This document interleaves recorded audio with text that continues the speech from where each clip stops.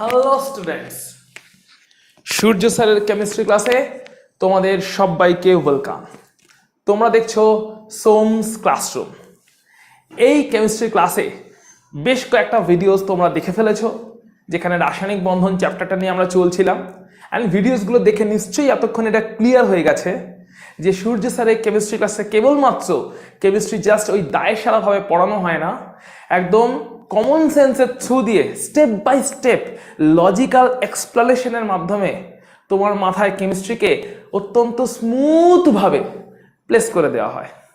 তাই আজকের ক্লাসে এরকম আরও একটা মাখনের মতন স্মুথ কেমিস্ট্রি ক্লাস নিয়ে তোমাদের সামনে সূর্য স্যার।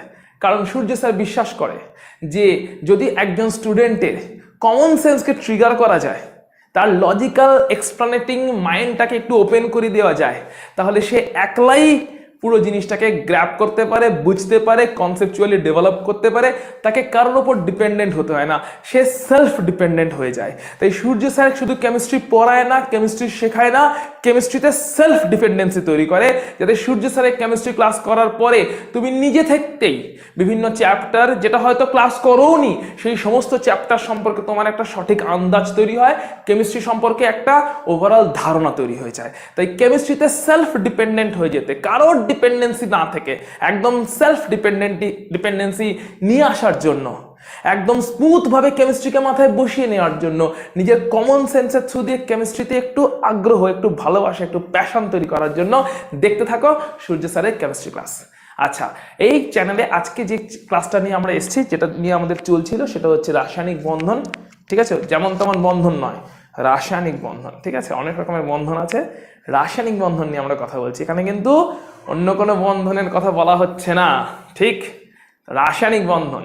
দেখা যাক আমরা যতদূর চলেছিলাম তারপর থেকে আমরা শুরু করছি। আমরা ভিএসিপিআর থিওরি অবধি পড়েছিলাম।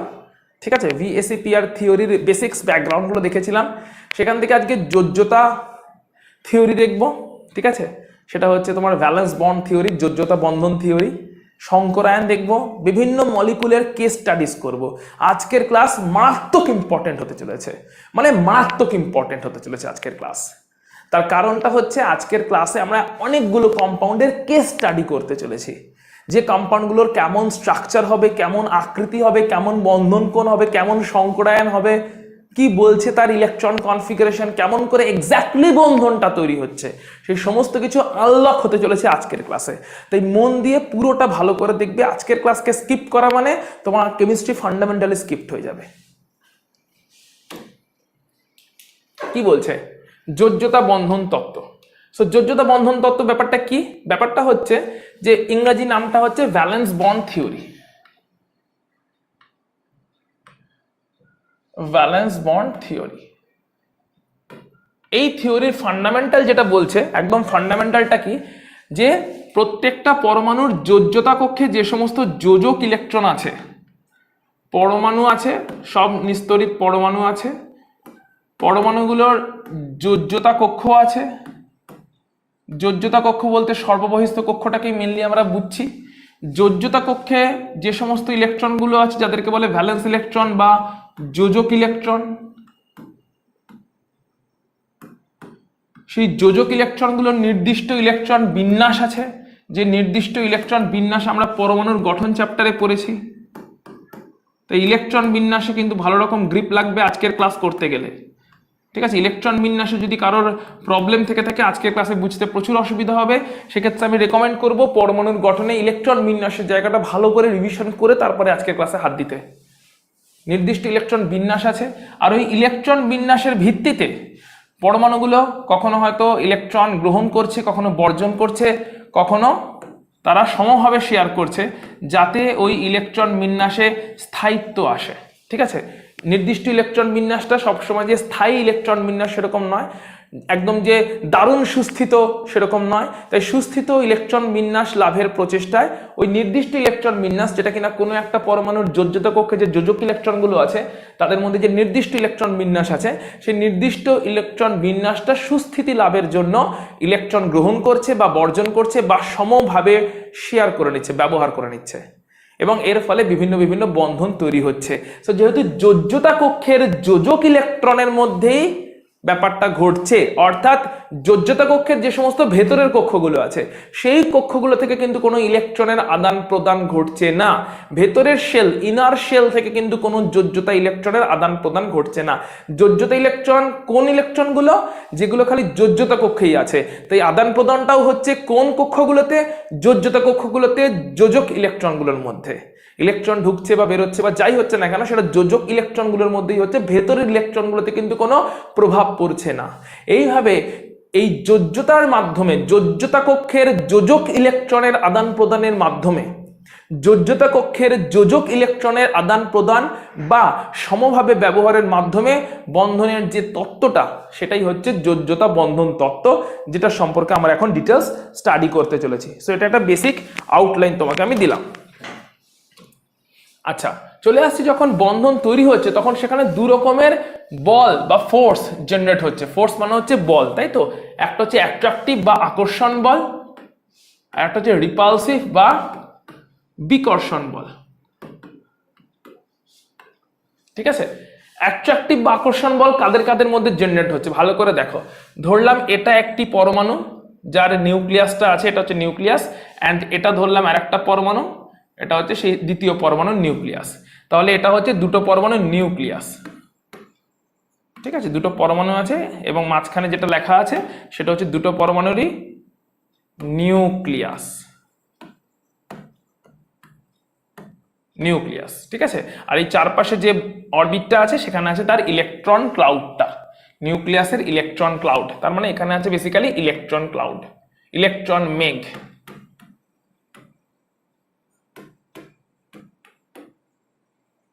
ইলেকট্রন মেঘ আছে।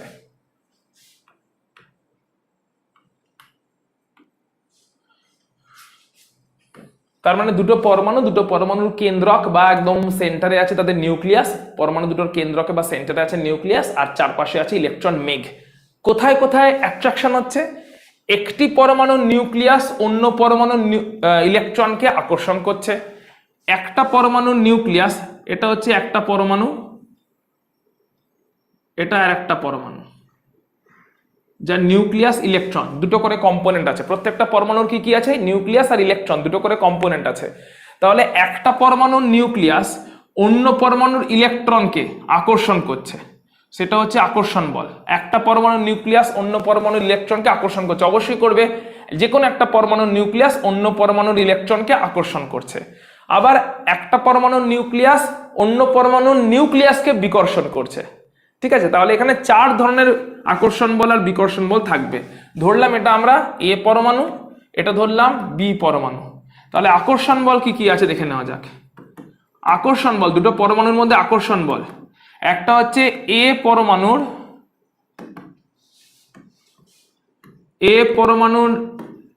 নিউক্লিয়াস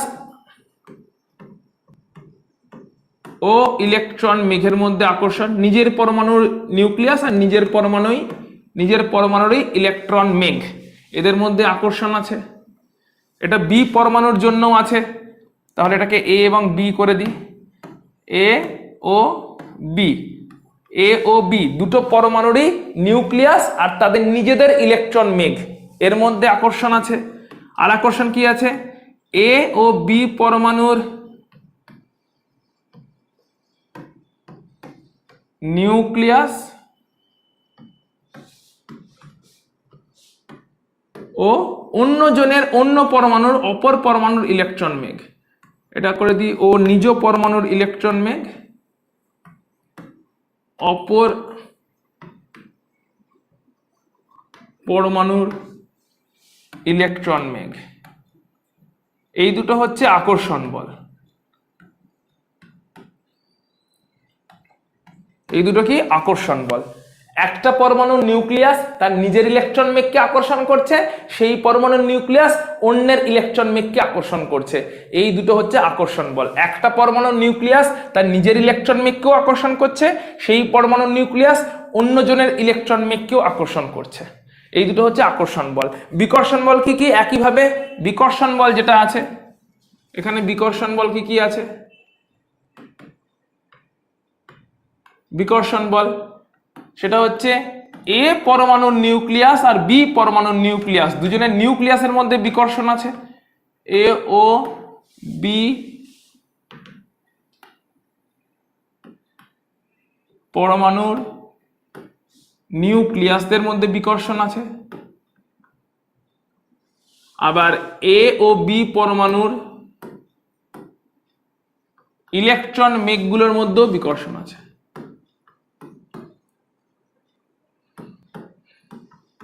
এদের মধ্যেও বিকর্ষণ আছে, তার মানে এগুলো হচ্ছে বিকর্ষণ বল। তার মানে খুব সোজা ভাষায় হচ্ছে ব্যাপারটা এরকম, দুটো পরমাণুর মধ্যে একটা পরমাণুর নিউক্লিয়াস তার নিজের ইলেকট্রনকে আকর্ষণ করে, অন্যের ইলেকট্রনকে আকর্ষণ করে, আবার অন্য পরমাণুটার নিউক্লিয়াস তার নিজের ইলেকট্রনকে আকর্ষণ করে, অন্যজনের ইলেকট্রনটাকেও আকর্ষণ করে।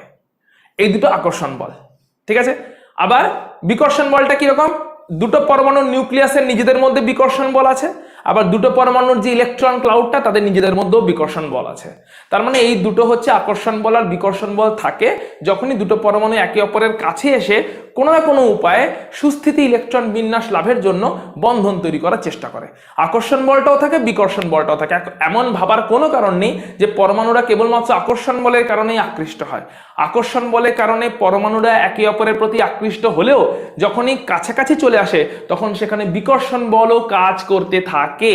কেবলমাত্র শুধু আকর্ষণ বলে কোনো কিছু এক্সিস্ট করে না, ঠিক আছে। আমরা যদি কারোর প্রতি আকৃষ্ট হয়ে যাই, ঠিক আছে, এখন তো আকর্ষণেরই ব্যাপার স্যাপার বললে তোমরা আবার অন্যদিকে নিয়ে চলে যাবে।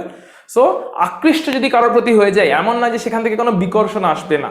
আকৃষ্ট হয়ে যাওয়ার পরও ঝামেলা ঝাঁটি কিন্তু লেগেই থাকে। I know what you know what I mean, right? আকৃষ্ট হওয়ার পরও কিন্তু টুকটাক ঝামেলা ঝাঁটি, বিকর্ষণ এসব লেগেই থাকে, তাই তো? তোমরা তো ভালো রকম এক্সপিরিয়েন্স আছে নিশ্চয়ই কারোর।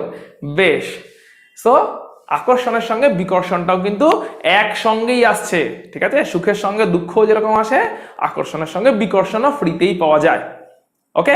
কিন্তু বিকর্ষণটা যদি জোরালো হতো তাহলে পরমাণু দুটো আলাদা হয়ে যেত, কোনোদিনই তারা বন্ধনে আসতে পারতো না। কিন্তু আকর্ষণটা জোরালো হওয়ার জন্য বিকর্ষণ থাকার পরও তারা ওভারল্যাপে আসে, তারা বন্ধনে আসে, তাদের পরমাণুর কক্ষকগুলোর মধ্যে অভিলেপন হয় এবং বন্ধন তৈরি হয়। অর্থাৎ কোনটা জোরালো? বন্ধনের শর্ত কি তাহলে? বন্ধনের শর্ত হচ্ছে আকর্ষণ বলের মান বিকর্ষণ বলের মানের থেকে বেশি হতে হবে।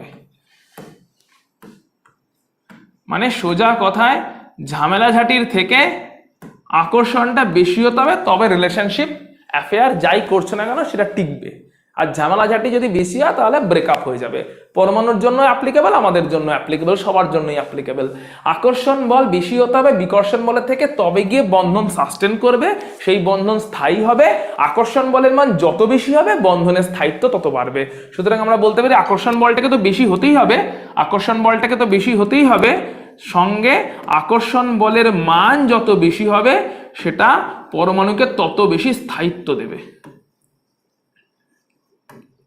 সবই নিশ্চয়ই কোনো না কোনো কমন সেন্সের থ্রু দিয়ে রিলেট করতে পারছো।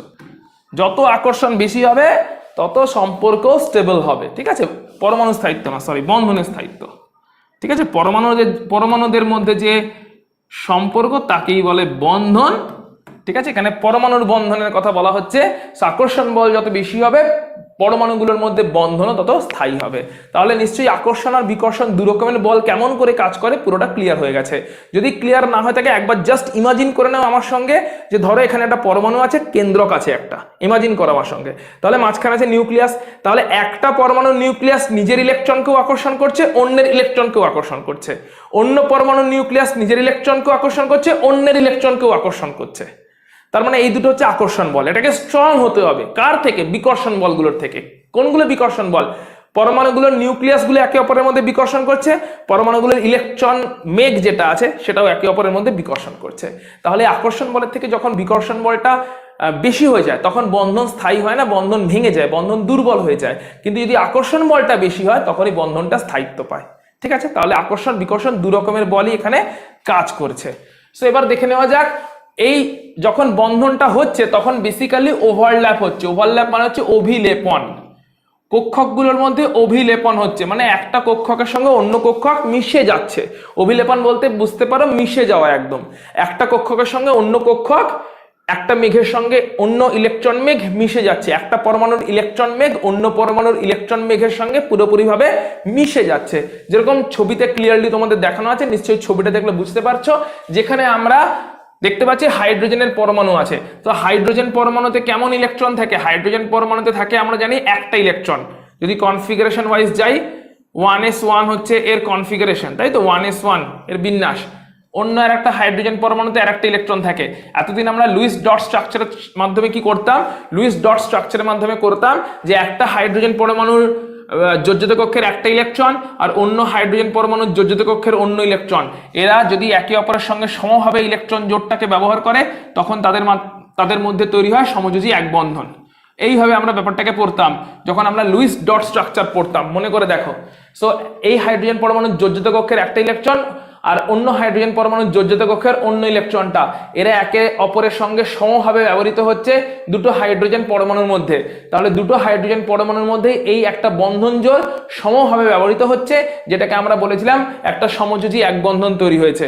যদি কনফিগারেশনটার মাধ্যমে দেখি তাহলে দুটো হাইড্রোজেনকে ড্র করেছি, এই দুটো হাইড্রোজেন যাদেরকে ড্র করেছি এদের মধ্যে কি হয়েছে? এদের মধ্যে ওভারল্যাপ হয়ে গেছে, অরবিটাল দুটোর মধ্যে ওভারল্যাপ হয়ে গেছে। অ্যান্ড তার ফলে ওভারল্যাপ মানে এখানে বন্ধন তৈরি হয়েছে। ওভারল্যাপ মানেই হচ্ছে অভিলেপন। অভিলেপন হয়ে গেলে তখন সেখানে বন্ধন তৈরি হয়, যে বন্ধনের মাধ্যমে H2 এই মলিকুলটা তৈরি হয়েছে। এবার এই ওভারল্যাপ বা অভিলেপনটা কেমন করে হচ্ছে দেখো 3D ফিগারের মাধ্যমে দেখানো হচ্ছে।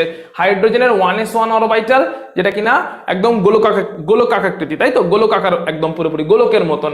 সো হাইড্রোজেনের 1s1 ইলেকট্রন গোলকাকার পুরোপুরি, 1s1 ইলেকট্রন গোলকাকার পুরোপুরি। ইলেকট্রনের মেঘ দুটো যখন একে অপরের কাছাকাছি আসছে তখন কোথায় কোথায় অ্যাট্রাকশন, কোথায় কোথায় রিপালশন হচ্ছে? এদের দুজনের নিউক্লিয়াস একে অপরকে কি করছে? বিকর্ষণ করছে।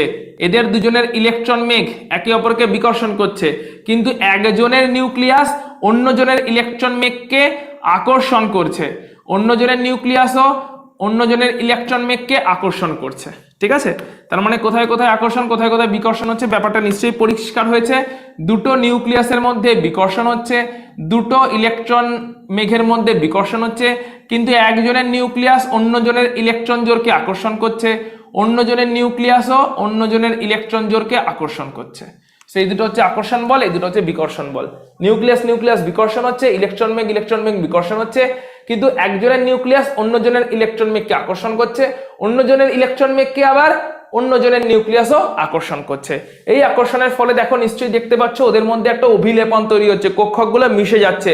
অ্যান্ড অভিলেপনের পরে যখন পুরো হাইড্রোজেন মলিকুলটা তৈরি হয়েছে তখন এটা একটা হাইড্রোজেন মলিকুলের নিউক্লিয়াস, অ্যাটমের নিউক্লিয়াস, এটা আর একটা হাইড্রোজেন অ্যাটমের নিউক্লিয়াস। দুটো হাইড্রোজেন অ্যাটমের নিউক্লিয়াস দুটোতে এরকম করে রাখা আছে, কিন্তু দুটো হাইড্রোজেন অ্যাটমের নিউক্লিয়াসের মধ্যে কোনটা ইলেকট্রনটা কার কিছু বোঝা যাচ্ছে? বোঝাই আর যাচ্ছে না। পুরো জায়গাটা জুড়ে ওই দুটো ইলেকট্রনই একটা ডিস্ট্রিবিউট হয়ে গিয়ে একটা ইলেকট্রন মেঘ তৈরি করে দিয়েছে। ঠিক আছে? এইটা একটা নিউক্লিয়াস, এটা একটা নিউক্লিয়াস, কিন্তু দুটো নিউক্লিয়াসের মধ্যে কোন নিউক্লিয়াসের চারপাশে কোন ইলেকট্রন ক্লাউডটা ছিল, এখন সেই ইলেকট্রন ক্লাউডটা কোথায় গেল একদম স্পেসিফিক্যালি বোঝা যাচ্ছে না। কি মনে হচ্ছে যে যখন এরকম অভিলেপন হয়ে গেল তখন একটা ইলেকট্রন মেঘ অন্য ইলেকট্রন মেঘের সঙ্গে সম্পূর্ণভাবে মিশে গিয়ে একটা পুরো অণুর ইলেকট্রন মেঘ তৈরি করলো। এই ইলেকট্রন মেঘে বোঝা সম্ভব নয় কোন ইলেকট্রন মেঘের কোন পোর্শনটা বাঁদিকের হাইড্রোজেন অ্যাটম থেকে এসেছিল বা ইলেকট্রন মেঘের কোন পোর্শনটা ডান দিকের হাইড্রোজেন অ্যাটম থেকে এসেছিল, এটা একেবারেই আর বলা সম্ভব নয়। কারণ ইলেকট্রন মেঘটা অভিলেপনের পরে আর কোনো নির্দিষ্ট হাইড্রোজেন পরমাণুর নেই, ওটা এখন হয়ে গেছে পুরো সম্পূর্ণ অণুটা। তাই এটা ছিল হাইড্রোজেন পরমাণু, এটা ছিল হাইড্রোজেন পরমাণু, এটা হচ্ছে হাইড্রোজেন অণু, যেখানে হাইড্রোজেন আর হাইড্রোজেন পরমাণুগুলোর মধ্যে সমযোজী এক বন্ধন তৈরি হয়েছে। সমযোজী এক বন্ধন তৈরি হওয়া মানেটা হচ্ছে দুটো হাইড্রোজেন পরমাণু নিউক্লিয়াসের চারপাশে সমস্ত ইলেকট্রন মেঘটা ছড়িয়ে পড়েছে। একটা পরমাণুর ইলেকট্রন মেঘ অন্য পরমাণুর ইলেকট্রন মেঘ, সমস্ত মেঘটা একসাথে অভিলিপিত হয়ে গিয়ে ওভারল্যাপড হয়ে গিয়ে সম্পূর্ণভাবে মিশে গিয়ে দুটো ইন্ডিভিজুয়াল হাইড্রোজেন পরমাণুর ইলেকট্রন মেঘ একে অপরের সঙ্গে পুরোপুরিভাবে মিশে গিয়ে একটা সামগ্রিক ইলেকট্রন মেঘ তৈরি করেছে। যে সামগ্রিক ইলেকট্রন মেঘটার কোন পোর্শনটা প্রথম হাইড্রোজেন পরমাণুর, কোন পোর্শনটা দ্বিতীয় হাইড্রোজেন পরমাণুর, এটা বলা পসিবল নয়। ওই পুরো ইলেকট্রন মেঘটা এখন হাইড্রোজেন অণুর হয়ে গেছে, H2 অণুর হয়ে গেছে। যে অণুটার এরকম দুটো নিউক্লিয়াস আছে, যে নিউক্লিয়াস দুটো ছিল কিনা অরিজিনালি দুটো হাইড্রোজেন পরমাণু থেকে, এবং পুরো ইলেকট্রন মেঘটা এখন সামগ্রিক একটা ইলেকট্রন মেঘের মতন হয়ে পুরো দুটো নিউক্লিয়াসের চারপাশে ছড়িয়ে আছে H2 বা হাইড্রোজেন অণুটার মধ্যে। এখন এটা অণু তৈরি করেছে। সো এইভাবে বেসিক্যালি ওভারল্যাপটা হয়, যেটাকে আমরা অভিলেপন বাংলায় বলি। সো ওভারল্যাপ বা অভিলেপনটা হয়, এবং তার জন্য এইভাবে এখন অণুটা তৈরি হলো। তাহলে পরমাণুর যে সমস্ত ইলেকট্রন মেঘ ছিল ওরা মিশে গেল পুরোপুরিভাবে, দেন নতুন একটা সামগ্রিক ইলেকট্রন মেঘ তৈরি করলো। পরমাণুর ইলেকট্রন মেঘগুলো মিশে গেল, দেন নতুন একটা সামগ্রিক ইলেকট্রন মেঘ তৈরি করলো। যে সামগ্রিক ইলেকট্রন মেঘটা দুটো নিউক্লিয়াসের চারপাশেই এখন ছড়িয়ে আছে। দুটো পরমাণু, দুটো নিউক্লিয়াসের চারপাশেই পুরো সামগ্রিক ইলেকট্রন মেঘটাই কিন্তু এখন ছড়িয়ে আছে বা স্প্রেড হয়ে আছে। এইভাবে তৈরি হলো অণু। ঠিক আছে, তাহলে যোজ্যতা কক্ষের ইলেকট্রন মেঘগুলোর মধ্যে এরকম ভাবে অভিলেপনের ফলে অণু তৈরি হচ্ছে। এটাই হচ্ছে সমযোজী এক বন্ধন, এইভাবে তৈরি হচ্ছে বা সমযোজী বন্ধনটা তৈরি হচ্ছে। এরকম ওভারল্যাপ কেমন কেমন হতে পারে? দু রকমের হতে পারে ওভারল্যাপ। একটা সিগমা ওয়েতে ওভারল্যাপ হতে পারে, একটা পাই ওয়েতে ওভারল্যাপ হতে পারে। তো সিগমা ওয়েতে ওভারল্যাপ হলে তখন সিগমা বন্ড তৈরি হয়, আর পাই ওয়েতে ওভারল্যাপ হলে তখন পাই বন্ড তৈরি হয়। আমরা এখন কয়েকটা ওভারল্যাপ দেখবো বা অভিলেপন দেখবো, কেমন করে ওভারল্যাপ বা অভিলেপনগুলো হয়। ভালো করে ডায়াগ্রাম কটা ফলো করো, তাহলেই বুঝতে পারবে। সো আচ্ছা, এখানে একটা জিনিস বলে দিই, কারোর কনফিউশন হবে যে সেন্টারে যে প্লাস চার্জটা লেখা আছে সেটা কি? সেটা বেসিক্যালি নিউক্লিয়াস। ঠিক আছে, নিউক্লিয়াসের চারপাশে ইলেকট্রনের মেঘটা ছড়িয়ে আছে, নিউক্লিয়াসের চারপাশে ইলেকট্রনের মেঘটা ছড়িয়ে আছে, দুটো নিউক্লিয়াসের চারপাশে ইলেকট্রনের সামগ্রিক মেঘটা কিন্তু ছড়িয়ে আছে। সো প্লাস চার্জটা হচ্ছে নিউক্লিয়াসের লোকেশনটাকে বোঝাচ্ছে।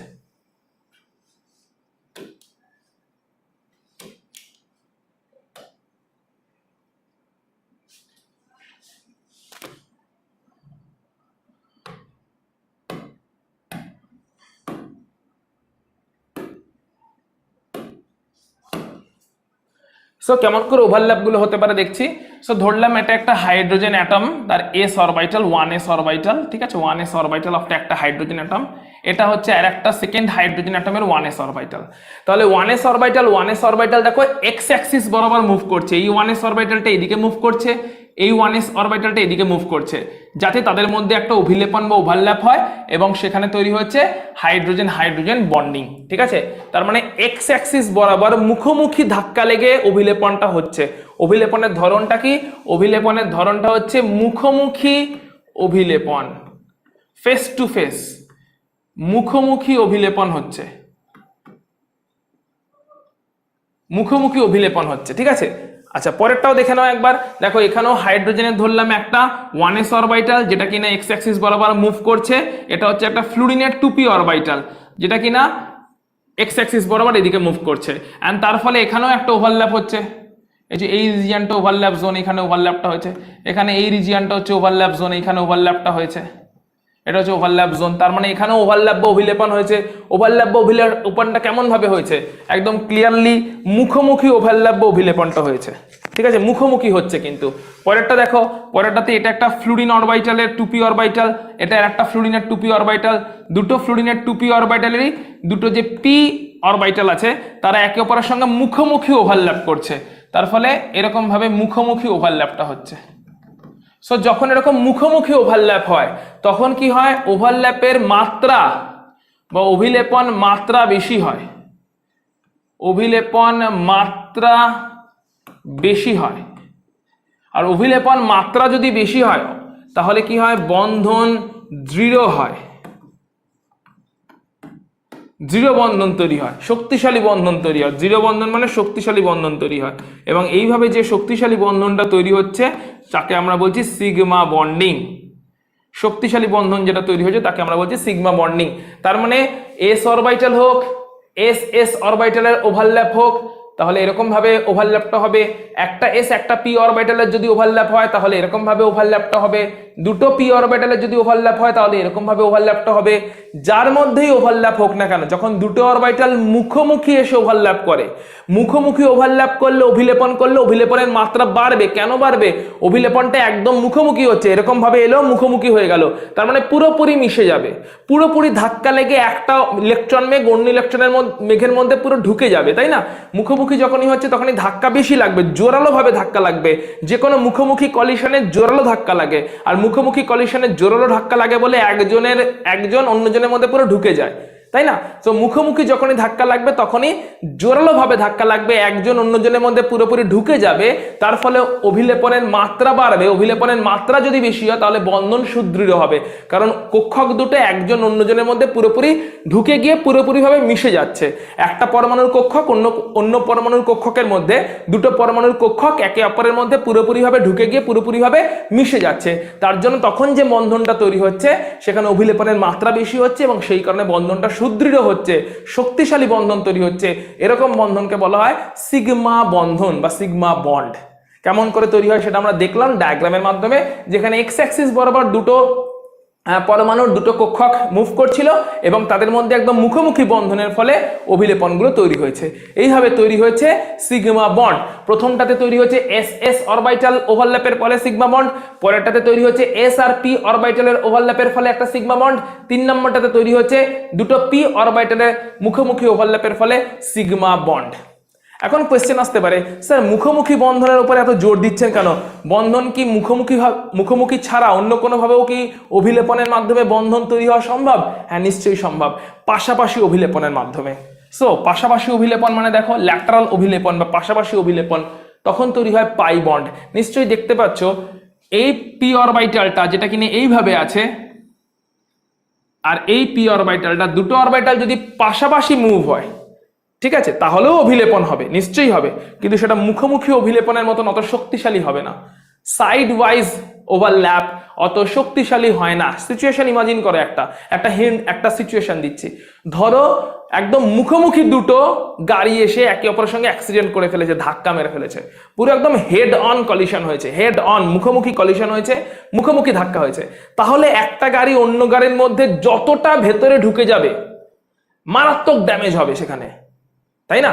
একদম স্পট ডেড হয়ে যাবে হয়তো প্যাসেঞ্জাররা, কারণ একটা গাড়ি অন্য গাড়ির মধ্যে পুরোপুরি ভাবে ঢুকে যাচ্ছে, মিশে যাচ্ছে, কারণ head on face to face collision হয়েছে, রাইট? কিন্তু যদি সাইড ওয়াইজ লাগতো, যে এই গাড়িটা দুটো গাড়ি এরকম সাইড ওয়াইজ যাচ্ছিল, যেতে যেতে এরকম সাইড ওয়াইজ ঘষা লেগে গেছে, তাহলে কি হবে? হালকা ড্যামেজ হবে, একদম স্ট্রং ড্যামেজ হবে না, কারণ গাড়িটা একটা গাড়ি অন্য গাড়ির মধ্যে পুরো ঢুকে যাচ্ছে না সেই অবস্থায়, তাই না? তাহলে যখন সাইড ওয়াইজ অভিলেপন হয়, তুমি নিজের সঙ্গে ইমাজিন করতে পারো তুমি কারোর সঙ্গে একদম মুখোমুখি ফেস টু ফেস ধাক্কা খেয়েছো, তাহলে যেরকম ধাক্কা জোরে লাগবে, তুমি সাইড ওয়াইজ তোমার এই সাইড গুলো একটু ধাক্কা খেয়ে গেছে, যাচ্ছিলে দিয়ে সাইড গুলোতে একটু ধাক্কা ধাক্কি হয়ে গেছে, তাহলে নিশ্চয়ই অতটা জোরালো ধাক্কা লাগবে না। তাহলে সাইড ওয়াইজ যখন ওভারল্যাপ হবে, তাহলে ওভারল্যাপ দুরকম ভাবে হতে পারে। ভালো করে এই সিচুয়েশনটা দেখবে। ধরো একটা হচ্ছে এরকম, ঠিক আছে, দুটো পেন নিশ্চয়ই দেখতে পাচ্ছ প্রপারলি। তো দুটো পেন আছে আমার হাতে, এই দুটো পেন একদম এরকম ভাবে এসে মুখোমুখি ওভারল্যাপ হচ্ছে, মুখোমুখি ধাক্কা লাগছে, একদম পেন দুটো এরকম ভাবে আসছে, অরবিটাল মনে করো এদেরকে, অরবিটাল দুটো এরকম ভাবে আসছে, দিয়ে মুখোমুখি অভিলেপন হচ্ছে একটা সিচুয়েশন, তখন অভিলেপনের মাত্রা বেশি হবে, সিগমা বন্ড তৈরি হবে। অন্য সিচুয়েশনটা কি, পেন দুটো এরকম ভাবে আছে, ঠিক আছে, এরকম ভাবে, অ্যান্ড এখন এইভাবে এসে অভিলেপন হচ্ছে, এখন এইভাবে এসে অভিলেপন হচ্ছে, তাহলে কি হবে? তাহলে সাইড ওয়াইজ ওভারল্যাপ হবে। তাই যখন সাইড ওয়াইজ ওভারল্যাপটা হবে, পাশাপাশি ওভারল্যাপ যখন হবে, তখন কি হবে? পাই বন্ড তৈরি হবে তখন। অর্থাৎ পাশাপাশি অভিলেপন যদি হয়,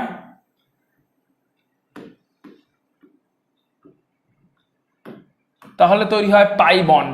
পাশাপাশি অভিলেপনের ফলে অভিলেপনের মাত্রা কম হয়,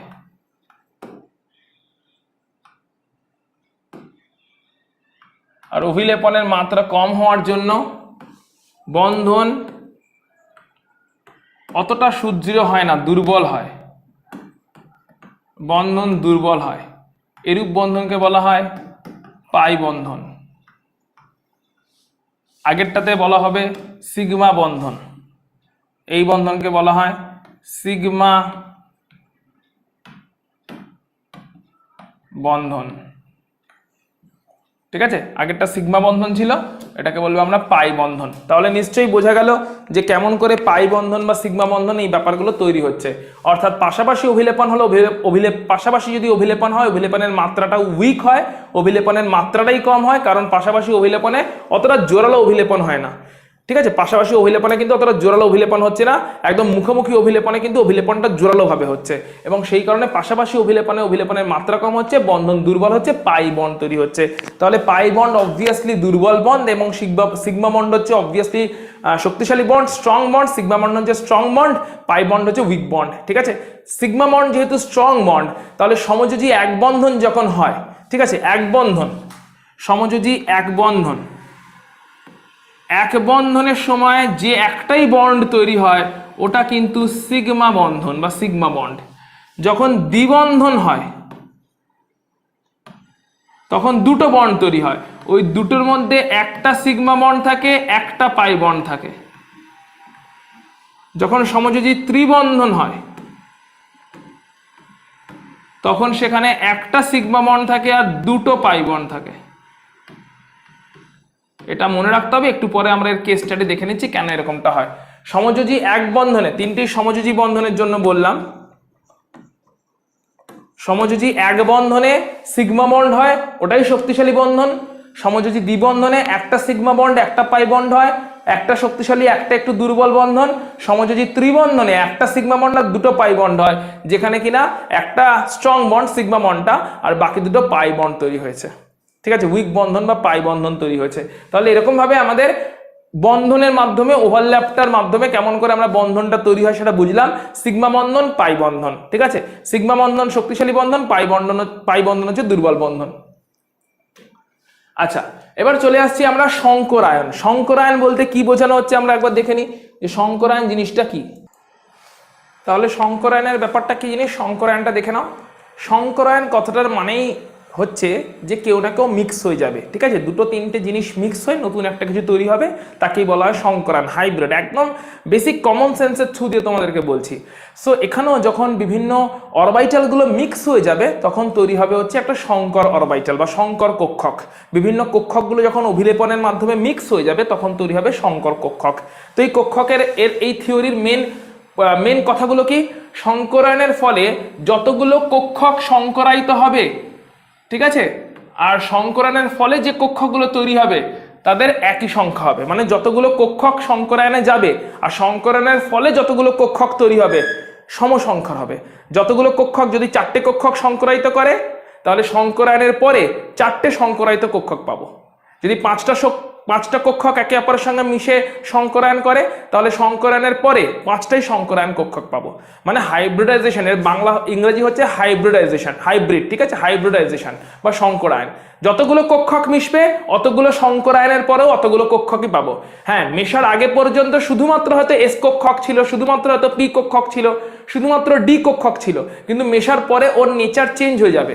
যতগুলো কক্ষক মিশবে অ্যাকর্ডিংলি ওই মেশার পরে যে সংকরায়িত কক্ষকগুলো হবে ওই সংকরায়িত কক্ষকগুলোর নেচার, বৈশিষ্ট্য সবকিছু চেঞ্জ হয়ে যাবে, কিন্তু নাম্বার সেমই থাকবে। পরেরটা কি বলছে, সংকরায়িত কক্ষকগুলো যেগুলো নতুন তৈরি হলো তাদের শক্তি সমান হবে এবং তাদের আকৃতিও সমান হবে, ঠিক আছে।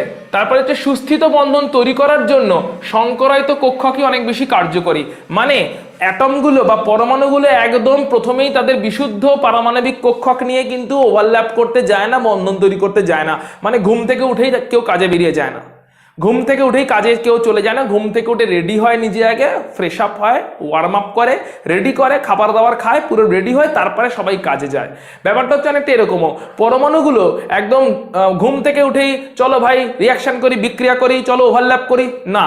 পরমাণুগুলো তার আগে যে অরবাইটালগুলোর ওভারল্যাপ করাবে, দিয়ে নতুন কোনো বন্ধন তৈরি করবে, সেই অরবাইটালগুলোকে আগে মিক্স করায়, সংকরায়ন করায়, দিয়ে সংকরায়িত কক্ষক তৈরি করে সমসংখ্যক। ওই সংকরায়িত কক্ষকগুলো গিয়ে বন্ধনে অংশগ্রহণ করে বা ওই সংকরায়িত কক্ষকগুলো গিয়ে অভিলেপন ঘটায়। মানে পরমাণুর যে কক্ষকগুলো ছিল, এস কক্ষক, পি কক্ষক, ডি কক্ষক, ওরা ডাইরেক্টলি অভিলেপনে পার্টিসিপেট করে না। ওরা অভিলেপনে পার্টিসিপেট করবার আগে নিজেদের মধ্যে মিক্সড হয়ে যায়, যে সংকরায়িত কক্ষক তৈরি করে, নতুন নতুন সংকরায়িত কক্ষক তৈরি করে, যারা কিনা সম শক্তি সম্পন্ন হয়, সম আকৃতি সম্পন্ন হয়। কিন্তু এই সংকরায়িত কক্ষকগুলো তারপরে গিয়ে অভিলেপনে অংশগ্রহণ করে, দিয়ে সেই অভিলেপনের ফলে বন্ধন তৈরি হয়। সংকরায়িত কক্ষকগুলো থেকে বন্ধন তৈরি হয়, ঠিক আছে। সংকরায়িত কক্ষকগুলো এমনভাবে নির্দেশিত থাকে, সংকরায়িত কক্ষকগুলোর ওরিয়েন্টেশন এমনভাবে হয় যাতে ইলেকট্রন যে জোড়গুলো আছে তাদের মধ্যে বিকর্ষণ বল ন্যূনতম হয়। এই কথাটা শুধু সংকরায়নেই বলা হয়নি, এটা ভিএসিপিআর থিওরিতেও বলা হয়েছিল যে কক্ষকগুলো যখন সংকরায়িত হয়ে গেল, যখন বন্ধন তৈরি হলো, সেই বন্ধন জোড়ের ইলেকট্রনগুলো সব থেকে দূরে দূরে অবস্থান করবে যাতে তাদের মধ্যে ডিস্টেন্সটা ম্যাক্সিমাম হয় এবং রিপালশন বা বিকর্ষণ মিনিমাম থাকে। তাহলে এগুলো হচ্ছে সংকরায়নের প্রাথমিক ব্যাপার, যে যতগুলো কক্ষক এলো আর সংকরায়নের ফলে যতগুলো নতুন কক্ষক তৈরি হলো তাদের সংখ্যা সমান হবে। সংকরায়নের ফলে কক্ষকগুলোর শক্তি এবং আকৃতি সমান সমান হবে।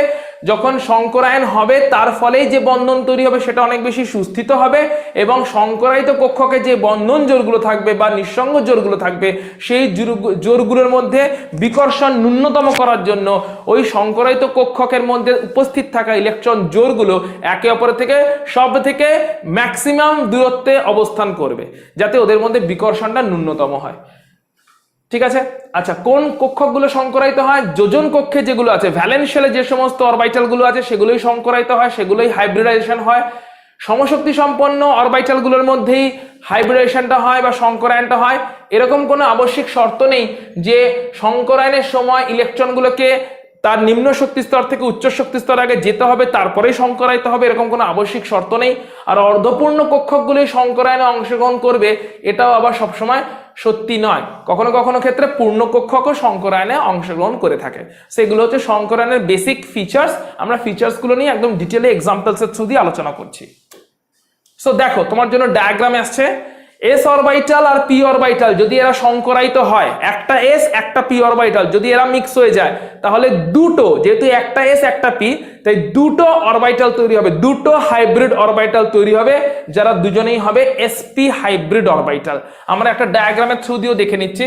ধরো ফর এক্সাম্পল কোনো একটা অ্যাটমের একটা এস অরবিটাল আছে আর তিনটে পি অরবিটাল আছে। আমরা জানি এনএস অরবিটাল একটাই থাকে আর এনপি অরবিটাল তিনটে থাকে, এনপি অরবিটাল তিনটে থাকে।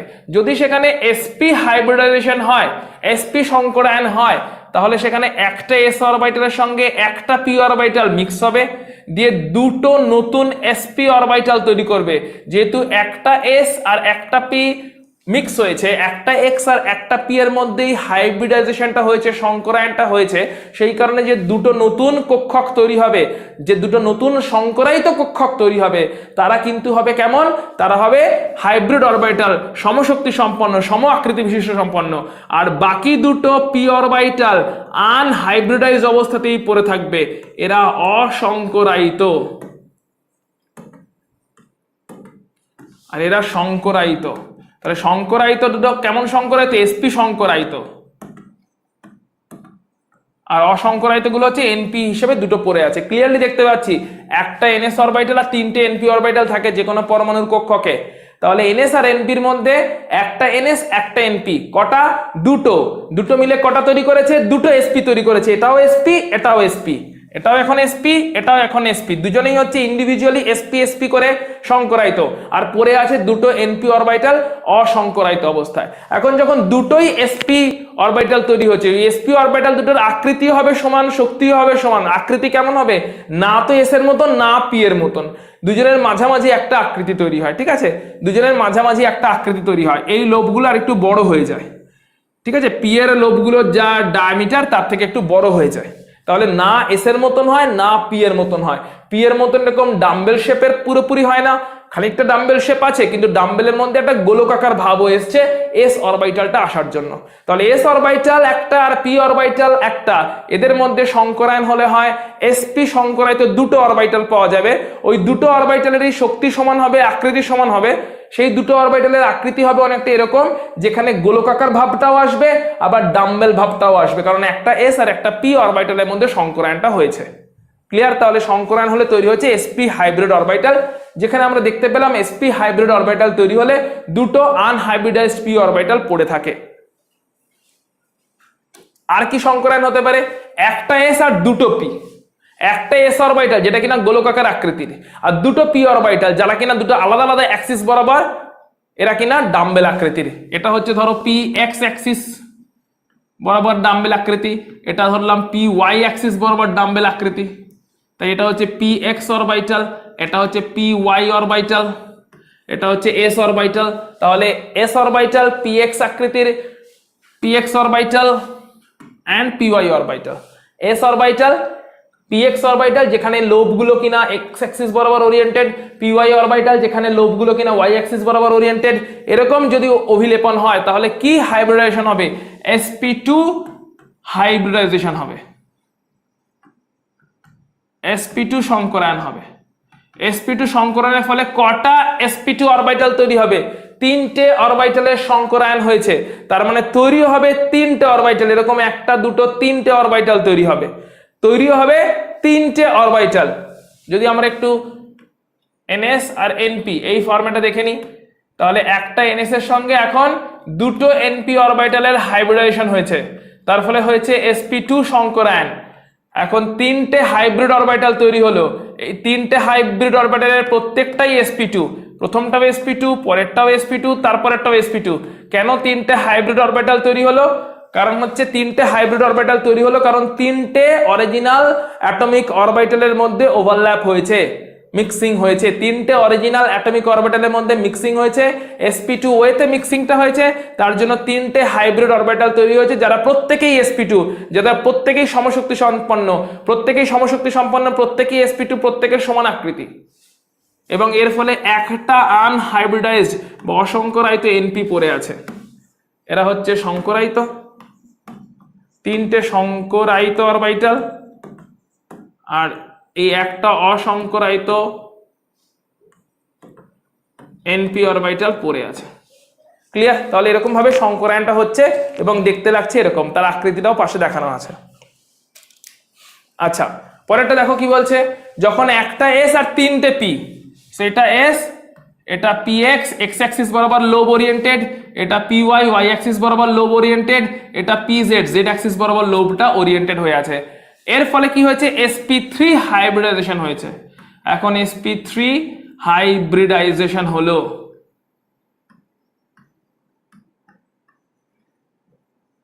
এবং তার ফলে কতগুলো সংকরায়িত কক্ষক তৈরি হবে? 4টে সংকরায়িত কক্ষক তৈরি হবে।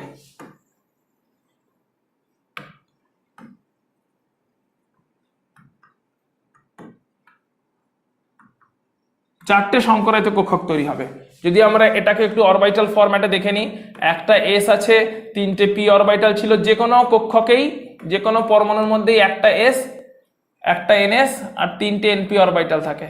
একটা ns আর 3টে np অরবিটালের সবগুলোই এখন হাইব্রিডাইজেশনে পার্টিসিপেট করেছে, সবগুলোই এখন সংকরায়িত হয়েছে। 4টে অরবিটাল সংকরায়িত হয়েছে, তার ফলে সংকরায়িত অরবিটাল কটা পাবো? 4টে সংকরায়িত অরবিটাল পাবো। 4টে সংকরায়িত অরবিটালের প্রত্যেকটাই হবে sp3, প্রত্যেকটাই হবে সমশক্তি সম্পন্ন, প্রত্যেকটাই হবে হচ্ছে সম আকৃতি সম্পন্ন। 4টে হাইব্রিড অরবিটালের প্রত্যেকটাই sp3 sp3 sp3 sp3 করে হবে, প্রত্যেকটাই সমশক্তি সম্পন্ন হবে এবং সম আকৃতি বিশিষ্ট হবে।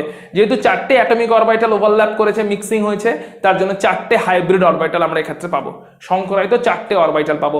এরকম ভাবে সংকরায়নটা হয়ে থাকে। sp, sp3, sp2, d orbital এখানে ঢুকতে পারে, s p d এরাও আসতে পারে, ঠিক আছে? এরাও কিন্তু সংকরায়নে পার্টিসিপেট করতে পারে। যেমন ধরো এরকম ভাবে যদি সংকরায়ন হয় কখনো একটা sp3d সংকরায়ন, কখন বলবো? যখন হচ্ছে একটা ns অরবিটাল আছে, 3টে np অরবিটাল আছে আর 5টা ধরো nd অরবিটাল আছে। একটা ns, 3টে np, 5টা nd অরবিটাল আছে। এর মধ্যে ধরলাম একটা ns অরবিটাল, 3টে np অরবিটালের প্রত্যেকটার একটা nd অরবিটাল সংকরায়িত হলো, তার ফলে যে সংকরায়নটা হবে সেটা হবে sp3d সংকরায়ন। এখানে 5টা হাইব্রিড অরবিটাল তৈরি হচ্ছে, টোটাল 5টা অরবিটাল হাইব্রিডেশন হয়েছে, 5টা অরবিটালের মধ্যে সংকরায়ন হয়েছে, দিয়ে 5টা হাইব্রিড অরবিটাল তৈরি হলো। বাকি 4টে d অরবিটাল অসংকরায়িত অবস্থায় পড়ে থাকবে। এই 4টে d অরবিটাল অসংকরায়িত, আর এই 5টা হাইব্রিড অরবিটালের প্রত্যেক কটা sp3d সংকরায়িত। এই 5টা হাইব্রিড অরবিটালের প্রত্যেক কটা sp3d সংকরায়িত, যারা সমশক্তি সম্পন্ন এবং সম আকৃতি বিশিষ্ট। প্রত্যেক কটা অরবিটালই হচ্ছে সমশক্তি সম্পন্ন এবং সম আকৃতি বিশিষ্ট, এবং 5টাই হচ্ছে sp3d অরবিটাল, কোনো একটা কম একটা বেশি এরকম নয়, 5টাই sp3d আর বাকি 4টে অসংকরায়িত হয়ে পড়ে আছে। নিজেরা বাড়িতে তাহলে বলো দেখি ট্রাই করে, sp3d2 কেমন দেখতে হবে? sp3d2 তে নাম থেকেই বুঝতে পারা যাচ্ছে, এটা বাড়িতে ট্রাই করো, বাড়িতে ট্রাই করে দেখো sp3d2 সংকরায়নটাও কি পসিবল? হ্যাঁ নিশ্চয়ই পসিবল। সেখানে একটা s অরবিটাল, 3টে p অরবিটাল আর 2টো d অরবিটালের মধ্যে সংকরায়ন হবে। তাহলে মোট কটা সংকরায়িত অরবিটাল পাবো? মোট হচ্ছে সেক্ষেত্রে 6টা সংকরায়িত অরবিটাল পাবো, একটা s, 3টে p, 2টো d, এবং বাকি 3টে d অরবিটাল অসংকরায়িত অবস্থায় পড়ে থাকবে। তার মানে কেমন ভাবে পাবো এটা? টোটাল 6টা সংকরায়িত অরবিটাল পাবো আর 3টে d অরবিটাল অসংকরায়িত অবস্থায় পড়ে থাকবে। 3টে d অরবিটাল সংকরায়িত হবে না, আর এই 6টার প্রত্যেকে হবে sp3d2। প্রত্যেক কটা সংকরায়িত অরবিটালই হবে sp3d2, যাদের সমশক্তি সম্পন্ন হবে এবং সম আকৃতি বিশিষ্ট হবে।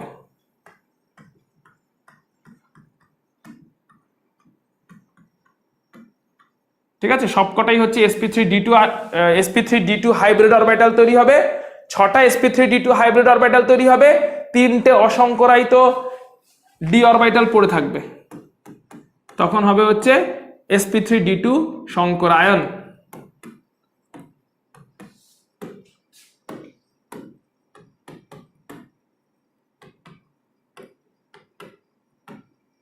তাহলে কেমন করে সংকরায়নটা হবে নিশ্চয়ই বুঝতে পারলে, এগুলো d অরবিটালকে ইনভলভ করে সংকরায়ন হয়েছে, এই সংকরায়নগুলোতে d অরবিটালকে ইনভলভ করে সংকরায়নটা হয়েছে। আচ্ছা দেখা যাক এবার আমরা কতগুলো কেস স্টাডি করে নেবো, যেখানে আমরা বোঝার চেষ্টা করব সংকরায়ন দেখব, হাইব্রিডাইজেশন বা সংকরায়ন দেখব, সঙ্গে VSEPR থিওরিও দেখব, এবং যোজ্যতা কক্ষক বন্ধন যেটা ছিল, ঠিক আছে, ভ্যালেন্স বন্ড থিওরি বা যোজ্যতা কক্ষক বন্ধন, সেটা থ্রু দিয়ে পুরো অরবিটালগুলোর জিওমেট্রি কেমন হবে, আকৃতি কেমন হবে, বন্ধন কোন কত হবে, সবটা স্টাডি করব। সো কেস স্টাডি শুরু করছি। প্রথম মলিকুলটা যে BeF2, এতক্ষণ পর্যন্ত যা কিছু হয়েছে সমস্ত জিনিসটার অ্যাপ্লিকেশন হতে চলেছে এখন। তাই যারা যারা এখনো অবধি যা যা কিছু বললাম ভালো করে বুঝতে পারোনি, তারা আবার সেটাকে রিভিউ করে দেখবে, সেকেন্ড টাইম আবার রিপিট মোডে দেখো, ভিডিওকে এখানে পজ করো, যদি দেখো যে আগের পার্টটাতে কোথাও অসুবিধা আছে ভালো করে সেখানে গো ব্যাক করো, কারণ এখন কিন্তু একদম পুরো মানে কোয়েশ্চেন জোনে ঢুকে পড়েছি, এবং কোয়েশ্চেন জোন এটা কিন্তু নিজে নিজে সলভ করতে হবে। যা কিছু কেস করাবো সবকটাই কিন্তু কেস এক্সাম হলে ডাইরেক্ট আসবে তার কোনো মানে নেই, এখান থেকে বানিয়েও দিতে পারে। আমাদের টার্গেট কিন্তু কেমিস্ট্রিতে সেলফ ডিপেন্ডেন্সি হওয়া, শুধু কমন পড়ে মুখস্থ হয়ে যাওয়া নয়। ঠিক আছে, কমনও পড়বে এমনটা না কমন পড়বে না এখান থেকে কোয়েশ্চেন, কিন্তু নিজেকে সেলফ ডিপেন্ডেন্সি হতে হবে, যাতে কোনো আনকমন কোয়েশ্চেন্সকেও তুমি ফেস করতে পারো, যাতে সেই শক্তি সেই কনফিডেন্স তৈরি হয়ে যায়। তাই এখনো পর্যন্ত যা যা কিছু হলো, একদম ফার্স্ট ভিডিও থেকে শুরু করে, ফার্স্ট ক্লাস থেকে শুরু করে আজকের ক্লাসের এখনো পর্যন্ত যা যা কিছু হয়েছে, সব জিনিসটার একটা এগ্রিগেট অ্যাপ্লিকেশন হতে চলেছে এখন অণুর জ্যামিতিক আকৃতি নির্ণয়। এখন আমরা প্রত্যেকটা অণুর জ্যামিতিক আকৃতি নির্ণয় করব, পাশে তার জিওমেট্রিটা দেওয়া আছে, এবং সেটা কেমন করে এই রৈখিক জিওমেট্রি বা লিনিয়ার জিওমেট্রি এলো সেটা আমরা এখন ডিডিউস করব, নির্ণয় করব, দেখবো কেমন করে হয়, পুরোটা কনফিগারেশনের মাধ্যমে দেখব। তাই ইলেকট্রন বিন্যাসে ভালো করে হোল্ড রেখে তবে এখন থেকে বাকি ভিডিও দেখবে, এবং অ্যাট দ্য সেম টাইম যে যা কিছু এতক্ষণ পড়লাম, সংকরায়ন পড়লাম, তার আগে যা যা কিছু পড়লাম, যোজ্যতা কক্ষক বন্ধন তুললাম, ঠিক আছে, সো ভ্যালেন্স বন্ড থিওরি বা যোজ্যতা কক্ষক বন্ধন তত্ত্ব এবং সংকরায়ন, এই সমস্ত জায়গাটা, এবং ইলেকট্রনিক কনফিগারেশন, তার আগে যা যা পড়েছি, এই চ্যাপ্টারের শুরুর দিকে যা যা পড়েছি সবটাতে গ্রিপ এলে তবেই কিন্তু পরবর্তী পার্টটা দেখবে, না হলে বলবো ভিডিও এখানে পজ করে আগে পরবর্তী পার্টে ফেরত যাও, তারপরে ভিডিওতে ফার্দার কন্টিনিউ করবে। BeF2 molecule, so B ready. যদি সমস্ত পার্টটায় গ্রিপ চলে এসে থাকে তাহলে first of all very big congratulation, যে তোমার রাসায়নিক বন্ধনে ভালো হোল্ড তৈরি হয়ে গেছে। এর মানে হচ্ছে রাসায়নিক বন্ধনে ভালো হোল্ড তৈরি হয়ে গেছে, যদি পুরোনো পার্টটা পর্যন্ত টোটালটা তুমি ভালো করে গ্র্যাপ করে নিয়ে থাকো, ভালো করে তোমার একদম গ্রিপে আছে, পুরো কনফিডেন্স আছে, হ্যাঁ পুরোটা বুঝেছো। প্রয়োজন হলে একটু বইটাও পড়ে নিয়েছো, অ্যান্ড বইটা থরলি পড়ে বইয়ের সঙ্গে তুমি ভিডিও ট্যালি করেছো, বুঝেছো, ভিডিও থেকে শিখেছো, বই থেকে পড়ে সেটাকে আবার মাথায় ভালো করে বসিয়ে নিয়েছো, দিয়ে পুরো রেডি এখন একদম। এরকম যদি হয় তোমার সিচুয়েশন, তুমি অনেকটাই শিখে গেছো কেমিস্ট্রি, অনেকটাই বেসিক ফান্ডামেন্টাল অনেক কিছু শিখে গেছো। তাই এখন এই কেস স্টাডিগুলো করতে তোমার একদম জল ভাত লাগার কথা। তাই আমরা এখন কনফিগারেশনের থ্রু দিয়ে রেডি হয়ে ফেলো, খাতা পেন নিয়ে একদম ভালোভাবে, যে আমরা কনফিগারেশনের থ্রু দিয়ে কেমন করে জিনিসটা দেখবো যে প্রত্যেকটা অণুর আকৃতি কেমন করে নির্ণয় করা যেতে পারে। এক্ষেত্রে কিন্তু ভিএসিপিআর থিওরি যখন পড়েছিলাম তখন আমরা বেশ কিছু চার্ট পড়েছিলাম, যে কতগুলো বন্ধন জোড় থাকবে, কতগুলো নিঃসঙ্গ ইলেকট্রন জোড় থাকবে এবং তার বেসিসে অণুর আকৃতি কেমন হবে। ওই চার্টটাও কিন্তু ভালো করে মনে থাকে জানো, কারণ আমরা এখন ওই চার্টের হেল্প নিতে চলেছি। BeF2 মলিকুল বেরিলিয়াম, শুধুমাত্র ভ্যালেন্স শেলের কনফিগারেশনে লিখছি, ভ্যালেন্স শেল, ভেতরের শেলের কথা লিখছি না। ভ্যালেন্স শেলের কনফিগারেশন হচ্ছে 2s2 2p0। বেরিলিয়ামের ভ্যালেন্স শেলের configuration 2s2 and 2p0। Valence শেলে কিন্তু 2s2। কোনো আনপেয়ার্ড ইলেকট্রন আছে, কোনো বিজোড় ইলেকট্রন আছে, কোনো বিজোড় ইলেকট্রন নেই, আনপেয়ার্ড ইলেকট্রন একটাও নেই। তাহলে কি কোনো বন্ধন তৈরি করা সম্ভব? কোনো বন্ধন তৈরি করা সম্ভব নয়। কিন্তু আমরা দেখতে পাচ্ছি ক্লিয়ারলি BeF2 মলিকুলে কেমন ভাবে আছে না জানলেও দুটো যে BeF বন্ড আছে এটা তো দেখতেই পাচ্ছি। BeF2 মলিকুল ফর্মুলা থেকেই দেখতে পাচ্ছি দুটো BeF বন্ড আছে। দুটো BeF বন্ড তৈরি করার জন্য ক্লিয়ারলি দুটো আনপেয়ার্ড ইলেকট্রন তো লাগবে বেরিলিয়ামে। দুটো বন্ড যখন বানিয়েছে দুটো আনপেয়ার্ড ইলেকট্রন তো লাগবে। সো দুটো আনপেয়ার্ড ইলেকট্রন কেমন ভাবে পাবে? বেরিলিয়াম তার এই ইলেকট্রন জোড়কে অযুগ্ম ইলেকট্রনে পরিণত করবে। তার ফলে এখন বেরিলিয়াম গ্রাউন্ড স্টেট থেকে বা ভূমিস্তর থেকে এক্সাইটেড স্টেট বা উত্তেজিত স্তরে যাবে। উত্তেজিত স্তরে বেরিলিয়ামের কনফিগারেশন তাহলে, যেহেতু বন্ড এক্সপ্যানশন হয়েছে, এটাকে বলে বন্ড এক্সপ্যানশন, অর্থাৎ ওর বন্ধন তৈরি করার কোনো ক্ষমতাই ছিল না, দুটোই জোড় ইলেকট্রন হয়ে বসে আছে, বন্ধন তৈরি করার কোনো ক্ষমতাই নেই। কারণ বন্ধন তৈরি করতে গেলে অযুগ্ম বা বিজোড় ইলেকট্রন লাগবে, আনপেয়ার্ড ইলেকট্রন লাগবে। আনপেয়ার্ড ইলেকট্রন একটাও নেই, তাহলে বন্ধন তৈরি করবে কেমন করে? কিন্তু অবজারভেশন দেখতে পাচ্ছি দুটো বন্ধন তৈরি করে বসে আছে। সো কেমন করে বন্ধন দুটো তৈরি করলো? অবশ্যই বন্ধন দুটো তৈরি করেছে মানে দুটো বিজোড় ইলেকট্রনও নিয়ে এসেছে নিজের মধ্যে, সামাও নিজের উপরে ওয়ার্ক অন করেছে, যে দুটো বন্ধন জোড়কে, দুটো অযুগ্ম ইলেকট্রনকে নিয়ে এসেছে। কেমন করে নিজের উপর ওয়ার্ক অন করে নিজের উপরে বন্ধন জোড়কে নিয়ে এলো, বন্ধন জোড় থেকে অযুগ্ম ইলেকট্রনকে নিয়ে এলো, ও বন্ড এক্সপ্যানশন করিয়েছে সর্বাধিক সমযোজ্যতা লাভের জন্য। মনে করে দেখো, আমরা অলরেডি পড়েছিলাম সর্বাধিক সমযোজ্যতার থিওরি। সর্বাধিক সমযোজ্যতা লাভের জন্য, সর্বাধিক আনপেয়ার্ড ইলেকট্রন যাতে ওর কাছে আসে, সেই সিচুয়েশন অ্যাচিভ করার জন্য দুটো যে ইলেকট্রন ছিল, অর্থাৎ বন্ধন জোড় যেটা ছিল, ইলেকট্রন জোড় যেটা ছিল, যে দুটো ইলেকট্রন ছিল, এই দুটো ইলেকট্রনকে আনপেয়ার্ড করে দিল। বন্ড এক্সপ্যানশন করলেও সর্বাধিক সমযোজ্যতা অ্যাচিভড হবে। তাহলে বন্ড এক্সপ্যানশন করে সর্বাধিক সমযোজ্যতা অ্যাচিভ করলো। বন্ডকে যেই এক্সপ্যানশন করলো, ছিল হচ্ছে দুটো ইলেকট্রন, সেখান থেকে তৈরি হয়ে গেল দুটো অযুগ্ম ইলেকট্রন। ছিল জোড় হিসাবে, তৈরি হয়ে গেল দুটো বিজোড় ইলেকট্রন। এখন এই বিজোড় ইলেকট্রন দুটো হাইব্রিডাইজ করবে, মিক্স হবে। মিক্সিং যদি হয়, একটা s অরবিটাল, একটা p অরবিটাল, ক্লিয়ারলি এখন যা পড়লাম তার বেসিসে বলতে পারি এরকম দুটো হাইব্রিড sp অরবিটাল তৈরি হবে। তাহলে বেরিলিয়াম এখন sp হাইব্রিডাইজড হয়ে গেছে। এই অবস্থায় দুটো আনহাইব্রিডাইজড বা অসংকরায়িত অরবিটাল পড়ে থাকবে। দুটো আনহাইব্রিডাইজড অসংকরায়িত 2p অরবিটাল পড়ে থাকবে। এই দুটোর প্রত্যেকটা sp হয়ে গেছে। sp hybrid orbital. দুটোর প্রত্যেকটাতে একটা করে বিজোড় ইলেকট্রন আছে। এই অবস্থাতে ফ্লুরিন আসবে। ফ্লুরিনের কনফিগারেশন কি? ফ্লুরিন যখন আসছে তার কনফিগারেশন হচ্ছে 2s2 2p5। 2s2 2p5। 2p5 এ এইটা হচ্ছে বিজোড় ইলেকট্রন বা অযুগ্ম ইলেকট্রন। তাহলে ফ্লুরিনে হচ্ছে 2s2 2p5, যেখানে একটা বিজোড় ইলেকট্রন বা অযুগ্ম ইলেকট্রন আছে। দুটো ফ্লুরিন এলো, দুটো ফ্লুরিন অ্যাটম এলো তাদের বিজোড় ইলেকট্রন বা অযুগ্ম ইলেকট্রনটাকে নিয়ে, অ্যান্ড সেই দুটো ফ্লুরিনের সঙ্গে দুটো বেরিলিয়ামের ওভারল্যাপ হয়ে গেল।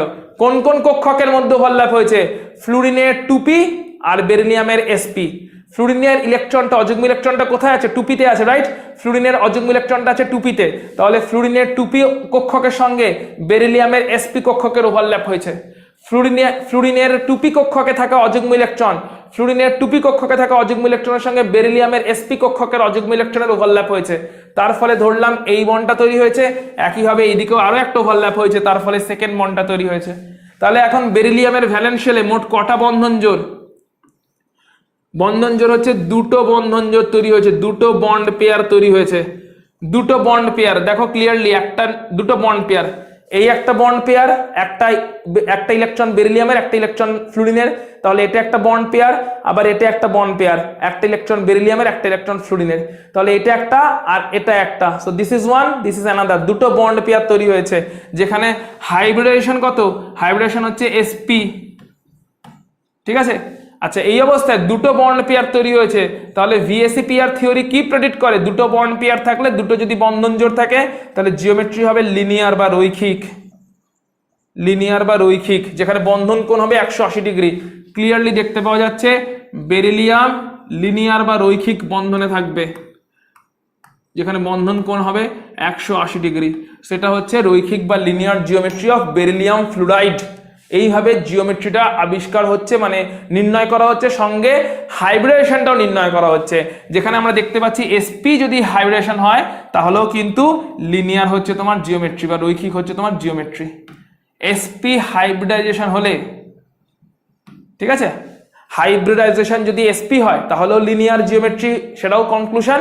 আবার তোমার বন্ড পেয়ার যদি ভ্যালেন্স শেলে দুটো বন্ড পেয়ার থাকে, ঠিক আছে, টোটালি এই একটা বন্ড পেয়ার, এই একটা বন্ড পেয়ার, তাহলে এটা VSEPR থিওরি প্রেডিক্ট করছে, দুটো বন্ড পেয়ার থাকা মানে VSEPR থিওরি প্রেডিক্ট করছে। তার চার্ট থেকে আমরা পাচ্ছি যে পরমাণুর অণুর আকৃতি হবে রৈখিক, অণুর আকৃতি রৈখিক হবে, অণুর আকৃতি রৈখিক হওয়া মানে বন্ধন কোণ হবে 180 ডিগ্রি।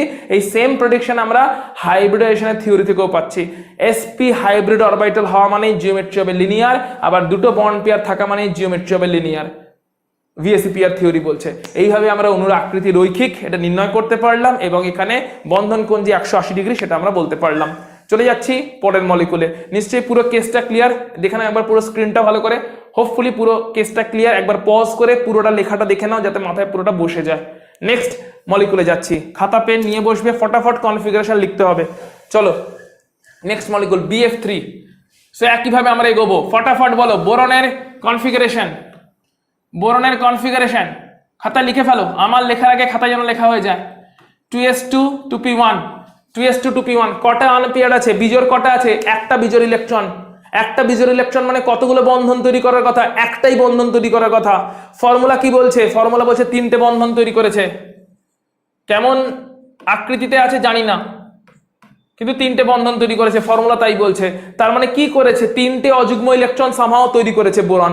তিনটে অযুগ্ম ইলেকট্রন কেমন করে তৈরি করেছে, বন্ড এক্সপ্যানশন ঘটিয়েছে, গ্রাউন্ড স্টেট থেকে বন্ড এক্সপ্যানশন ঘটিয়েছে, দিয়ে সর্বাধিক সমযোজ্যতা লাভ করেছে উত্তেজিত স্তরে, এক্সাইটেড স্টেটে। গ্রাউন্ড স্টেট বা ভূমিস্তর থেকে বন্ড এক্সপ্যানশন করেছে, দিয়ে সর্বাধিক সমযোজ্যতা লাভ করেছে, সর্বাধিক আনপেয়ার্ড ইলেকট্রন নিয়ে এসছে, দিয়ে সর্বাধিক সমযোজ্যতা লাভ করছে, ঠিক আছে। আচ্ছা একবার দেখে নেওয়া যাক আগের কেসটাতে, যে এখানে কিন্তু অক্টেট ফুলফিল হয়নি, অষ্টক কিন্তু পূর্ণ হয়নি। যোজ্যতা কক্ষে 4টে ইলেকট্রন জোর হলে তবে 8টা ইলেকট্রন আসে। বেরিলিয়ামের যোজ্যতা কক্ষে মাত্র 2টো ইলেকট্রন জোর আছে, দুটো বন্ধন জোর আছে, মাত্র 4টেই ইলেকট্রন আছে।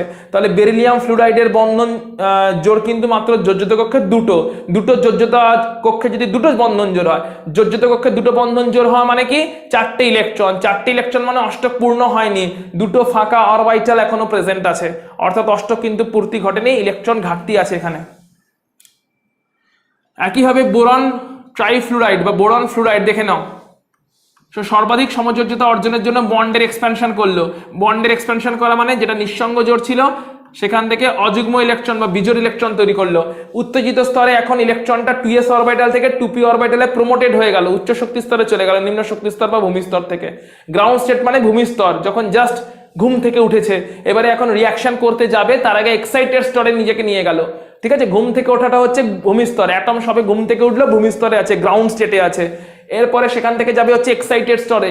এক্সাইটেড স্টেটে যখন যাবে, এক্সাইটেড স্টেটে যাওয়ার জন্য কি করলো, বন্ধনের বিজোড় ঘটালো, ঠিক আছে, মানে ইলেকট্রনের বিজোড় ঘটালো। তাহলে এখানে ছিল হচ্ছে 2s2 ইলেকট্রন, এখানে ছিল 2p1 ইলেকট্রন, একটা 2s2 ইলেকট্রনকে আনপেয়ার করে নিয়ে চলে গেল একটা 2p অরবিটাল। এটাকেই বলা হচ্ছে বন্ড এক্সপ্যানশন, এর কারণ হচ্ছে সর্বাধিক সমযোজ্যতা লাভের প্রচেষ্টা। এটাকেই বলা হচ্ছে উত্তেজিত স্তর, ছিল হচ্ছে ভূমিস্তরে। এই অবস্থায় এখন তিনটে অরবিটাল মিক্সিং হবে, হাইব্রিড অরবিটাল তৈরি হবে। sp2 হাইব্রিড, কারণ একটা s আর দুটো p মিক্সিং হচ্ছে, তাহলে বোরন হয়ে গেল sp2 হাইব্রিডে। বোরন যখন sp2 হাইব্রিড হয়ে গেল, তিনটে sp2 হাইব্রিড অরবিটাল তৈরি হলো, আর একটা 2p আনহাইব্রিডাইজড অবস্থায় রয়ে গেল।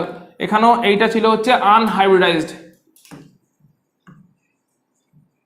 অসংকরায়িত। এখানেও এটা হয়েছে আনহাইব্রিডাইজড বা অসংকরায়িত, আর এটা হয়ে গেল সংকরায়িত। ঠিক আছে, একটা দুটো তিনটে সংকরায়িত কক্ষক, প্রত্যেকটা sp2 করে। এটাও sp2, এটাও sp2, so this is sp2। এই অরবিটালটাও sp2, এই অরবিটালটাও sp2, সবকটা অরবিটালই এখন sp2 করে। প্রত্যেকটাতে একটা করে অযুগ্ম ইলেকট্রন আছে। ফ্লুরিন এসছে তার অযুগ্ম ইলেকট্রনটাকে নিয়ে। একটু আগে আমরা ফ্লুরিনের কনফিগারেশনে দেখেছি যে ফ্লুরিনের কাছে একটা করে অযুগ্ম ইলেকট্রন থাকে। ফ্লুরিনের কনফিগারেশন কি ছিল? 2s2 2p5। ফ্লুরিন হচ্ছে 2s2 2p5, এখানে একটা অযুগ্ম ইলেকট্রন থাকে। ঠিক আছে, 2s2p, সো এটা হচ্ছে অযুগ্ম ইলেকট্রনটা, এইটা হচ্ছে অযুগ্ম ইলেকট্রনটা। এই অযুগ্ম ইলেকট্রনটা এখন কি করলো? বন্ধন তৈরি করলো। একটা বন্ধন জোড় তৈরি হবে, দ্বিতীয় বন্ধন জোড় তৈরি হবে, তিনটে বন্ধন জোড় তৈরি হবে। তাহলে এখন বোরনের ভ্যালেন্স শেলে বন্ধন জোড় কটা? তিনটে বন্ধন জোড় আছে। ভিএসিপিআর থিওরি বলে জিওমেট্রি কি হবে? Trigonal planner, ত্রিকোণীয় সমতলিক।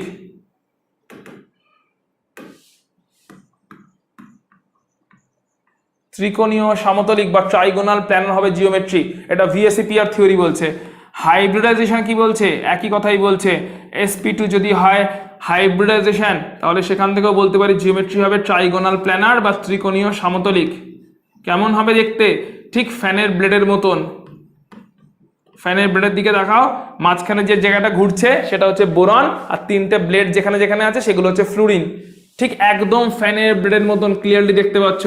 বোরন ট্রাইফ্লুরাইড, বন্ধন কোণ কত হবে? বন্ধন কোণ হচ্ছে 120 ডিগ্রি। FBF, যে কোনো FBF বন্ধন কোণ 120 ডিগ্রি, যে কোনো FBF বন্ধন কোণ 120 ডিগ্রি। ক্লিয়ারলি আমরা ইজিলি জিওমেট্রি এখন বার করতে পারছি শঙ্করায়ন এবং ভিএসিপিআর থিওরিকে একসাথে যখন স্টাডি করছি। তিনটে বন্ড পেয়ার তৈরি হয়েছে, ট্রাইগোনাল প্ল্যানার হয়েছে জিওমেট্রি বা ত্রিকোণীয় সমতলিক, বা ট্রাইগোনাল প্ল্যানার হচ্ছে ভিএসিপিআর থিওরি বলছে জিওমেট্রি হবে। একই কথা হাইব্রিডেশন থেকেও পাচ্ছি, sp2 হাইব্রিড অরবিটাল তৈরি হয়েছে, সেখান থেকেও বলতে পারি ট্রাইগোনাল প্ল্যানার বা ত্রিকোণীয় সমতলিক হবে জিওমেট্রি, যেখানে বন্ধন কোণ হবে 120 ডিগ্রি। জিওমেট্রিটা দেখতে এরকম হবে। আশা করি হচ্ছে নিজেদের মতন করে। পরেরটা চলো, আমার সঙ্গে সঙ্গে চলো। মিথেন, কার্বন গ্রাউন্ড স্টেটে আছে, ভূমিস্তরে আছে। কার্বনের কনফিগারেশন হচ্ছে 2s2 2p2। আনপেয়ার্ড কটা? বিজোড় কটা? দুটো। তাহলে কটা বন্ধন তৈরি করার কথা? দুটো, কিন্তু করেছে কটা? CH4। ফর্মুলা থেকে দেখতে পাচ্ছি 4টে করেছে। যদি 4টে করে থাকে তাহলে এক্সাইটেড স্টেটে কি হয়েছে? কেমন করে করেছে? এই যে আনপেয়ার্ড বানিয়েছে, ভূমিস্তর থেকে উত্তেজিত স্তরে গেছে। ভূমিস্তর থেকে যখনই উত্তেজিত স্তরে গেছে তখনই বন্ডের এক্সপ্যানশন করেছে। সর্বাধিক সমযোজ্যতা লাভের আশায় বন্ডের এক্সপ্যানশন করেছে। আগের মলিকুল BF3তেও কিন্তু অষ্টক পূর্তি ছিল না, কিন্তু CH4 এখন অষ্টক পূর্তি হবে। দেখো BF3তে এখন একটা বন্ধন জোড় ছিল, দুটো বন্ধন জোড় ছিল, তিনটে বন্ধন জোড় ছিল। একটা, দুটো, তিনটে বন্ধন জোড় ছিল। তিনটে বন্ধন জোড় মানে 6টা ইলেকট্রন ছিল। এইটা ফাঁকা অরবিটাল পড়ে আছে, তাই 6টা ইলেকট্রন যদি থেকে থাকে ভ্যালেন্স শেলে, তাহলে অষ্টকের পূর্তি নেই। 6টা ইলেকট্রন আছে, ইলেকট্রন ঘাটতি কম্পাউন্ডের মধ্যে পড়ে। অলরেডি আগেই পড়ে ফেলেছি এগুলো, ইলেকট্রন ঘাটতি কম্পাউন্ড, ইলেকট্রন ডেফিশিয়েন্ট কম্পাউন্ড, বা এদের মধ্যে ইলেকট্রনের ঘাটতি আছে। এদের মধ্যে অষ্টক নেই, কিন্তু অষ্টক নেই তাতেও এদের কিছু যায় আসে না, কারণ এরা সর্বাধিক সমযোজ্যতা অ্যাচিভ করেছে। এরা সবকটা ইলেকট্রনকে আনপেয়ার্ড করেছে, দিয়ে সবকটা ইলেকট্রনের মাধ্যমে বন্ধন জোড় তৈরি করেছে। তাতে দুটো হোক, তিনটে হোক, যটা বন্ধন জোড় হয়েছে। অষ্টক হয়ে গেলে ভালো, না হলেও এদের কিছু যায় আসছে না, তাই এরা সুস্থিত যৌগ তৈরি করতে পারছে। উত্তেজিত স্তরে কার্বন এখন তৈরি হচ্ছে। উত্তেজিত স্তরে কার্বনের তাহলে এখন 4টে আনপেয়ার্ড ইলেকট্রন, উত্তেজিত স্তরে কার্বনের 4টে বিজোড় ইলেকট্রন, সবকটা এখন অরবিটাল মিক্সিং হয়ে গেল। sp3 হাইব্রিড অরবিটাল তৈরি হবে। কটা? 4টে, কারণ 4টে অরবিটাল মিক্সিং হয়েছে, তাই 4টে sp3 হাইব্রিড অরবিটাল তৈরি হবে। কোনো আনহাইব্রিডাইজড অসংকরায়িত অরবিটাল এখানে থাকবে না। কোনো আনহাইব্রিডাইজ বা অসংকরায়িত পি অরবিটাল এখানে কিন্তু থাকছে না।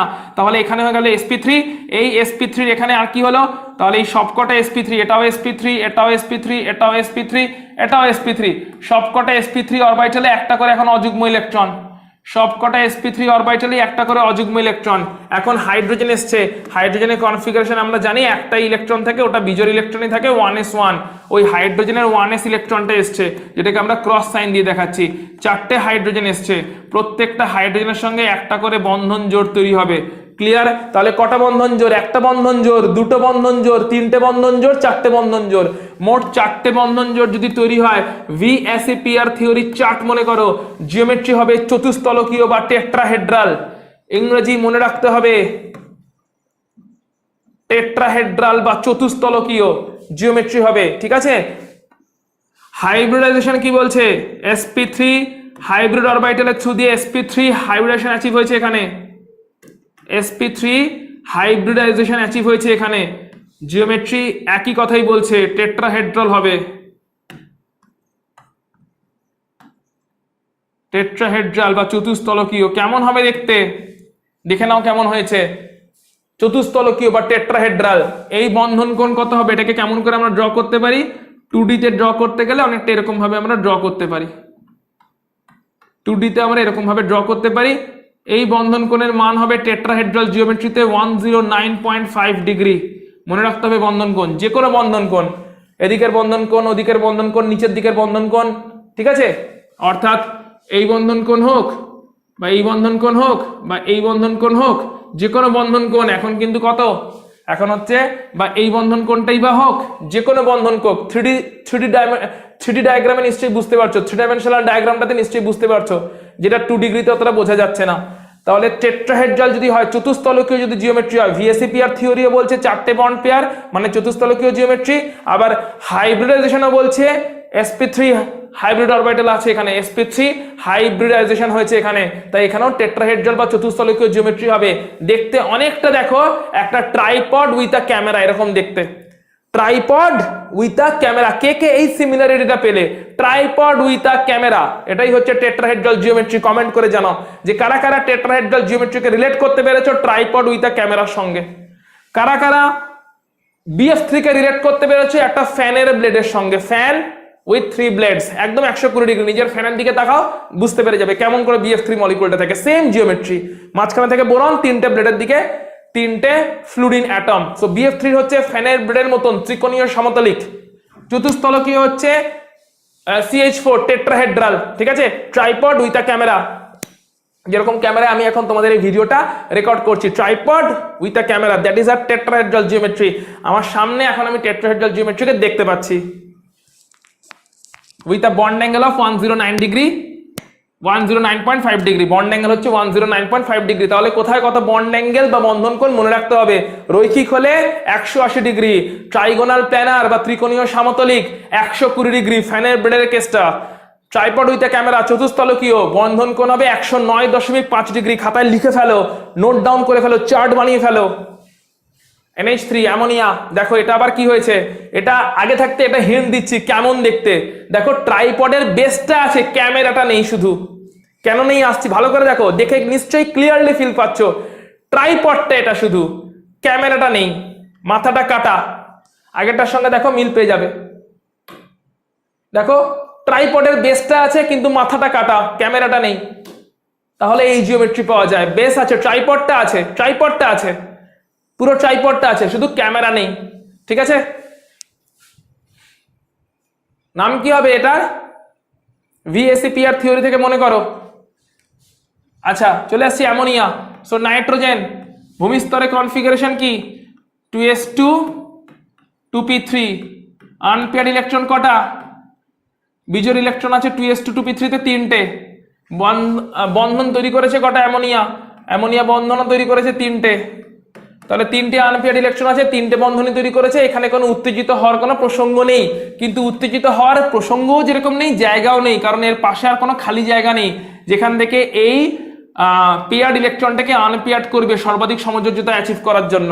সর্বাধিক সমযোজ্যতা নাইট্রোজেন অ্যাচিভ করতে পারবে না, তার কারণটা হচ্ছে এর পাশে কোনো খালি অরবিটাল বা খালি কক্ষক নেই যেখানে এই পেয়ার্ড ইলেকট্রন দুটোকে আনপেয়ার্ড করে দেবে, বন্ড এক্সপ্যানশন ঘটাবে, এটা পসিবল নয়। Plus at the same time তিনটে হাইড্রোজেন এসছে, তিনটেই আনপেয়ার্ড লাগবে, তিনটে বন্ড হবে। কিন্তু সেটা করবার আগে কি হবে, সেটা করবার আগে যেটা হবে সেটা হচ্ছে এদের মধ্যে হাইব্রিডাইজেশন হবে, sp3 হাইব্রিডাইজেশন। সবকটা অরবিটাল মিক্সিং হবে, হাইব্রিড অরবিটাল তৈরি হবে চারটেই sp3। প্রথম sp3 তে আছে একটা লোন পেয়ার, পরের sp3 গুলোতে আছে একটা করে আনপেয়ার্ড, কিন্তু সবকটাই sp3 অরবিটাল হয়েছে, সমশক্তি সম্পন্ন, সম আকৃতি বিশিষ্ট। অরবিটাল গুলো কেমন দেখতে হয় সেগুলো আমরা আগেই ডিসকাস করে নিয়েছি। চারটেই sp3 অরবিটাল তৈরি হয়েছে, যার একটাতে আছে লোন পেয়ার, বাকি তিনটাতে আছে তিনটে আনপেয়ার্ড। তিনটে হাইড্রোজেন আসছে, কারণ হাইড্রোজেনের হচ্ছে ইলেকট্রনিক কনফিগারেশন 1s1। তাহলে হাইড্রোজেনের ইলেকট্রনিক কনফিগারেশন আমরা জানি 1s1। এই অবস্থায় তাহলে কটা বন্ধন জোড় তৈরি হলো, তিনটে বন্ধন জোড় তৈরি হলো। কিন্তু মোট ইলেকট্রন জোড় কটা হলো বলো দেখি বুদ্ধি করে। মোট ইলেকট্রন জোড় কথা, টোটাল একটা নিঃসঙ্গ ইলেকট্রন জোড় বা লোন পেয়ার আছে, আর তিনটে বন্ধন জোড় তৈরি হয়েছে। একটা নিঃসঙ্গ ইলেকট্রন জোড় যে বন্ধনে পার্টিসিপেট করেনি, লোন পেয়ার একটা নিঃসঙ্গ ইলেকট্রন জোড়, আর এইটা বন্ধন জোড়, এইটা বন্ধন জোড়, এইটা বন্ধন জোড়, তিনটে বন্ধন জোড় ক্লিয়ারলি আছে।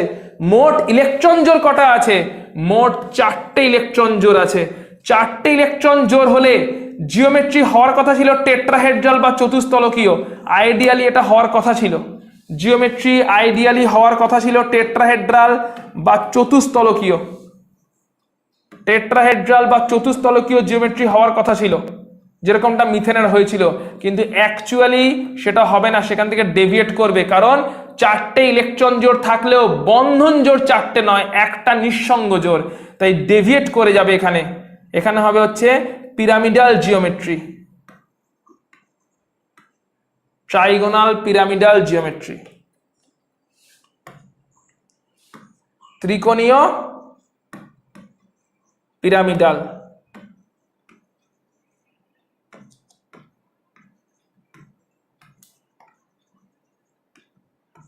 অ্যাকর্ডিং টু VSEPR থিওরি ত্রিকোণীয় পিরামিডাল হবে হচ্ছে জিওমেট্রিটা, ট্রাইগোনাল পিরামিডাল।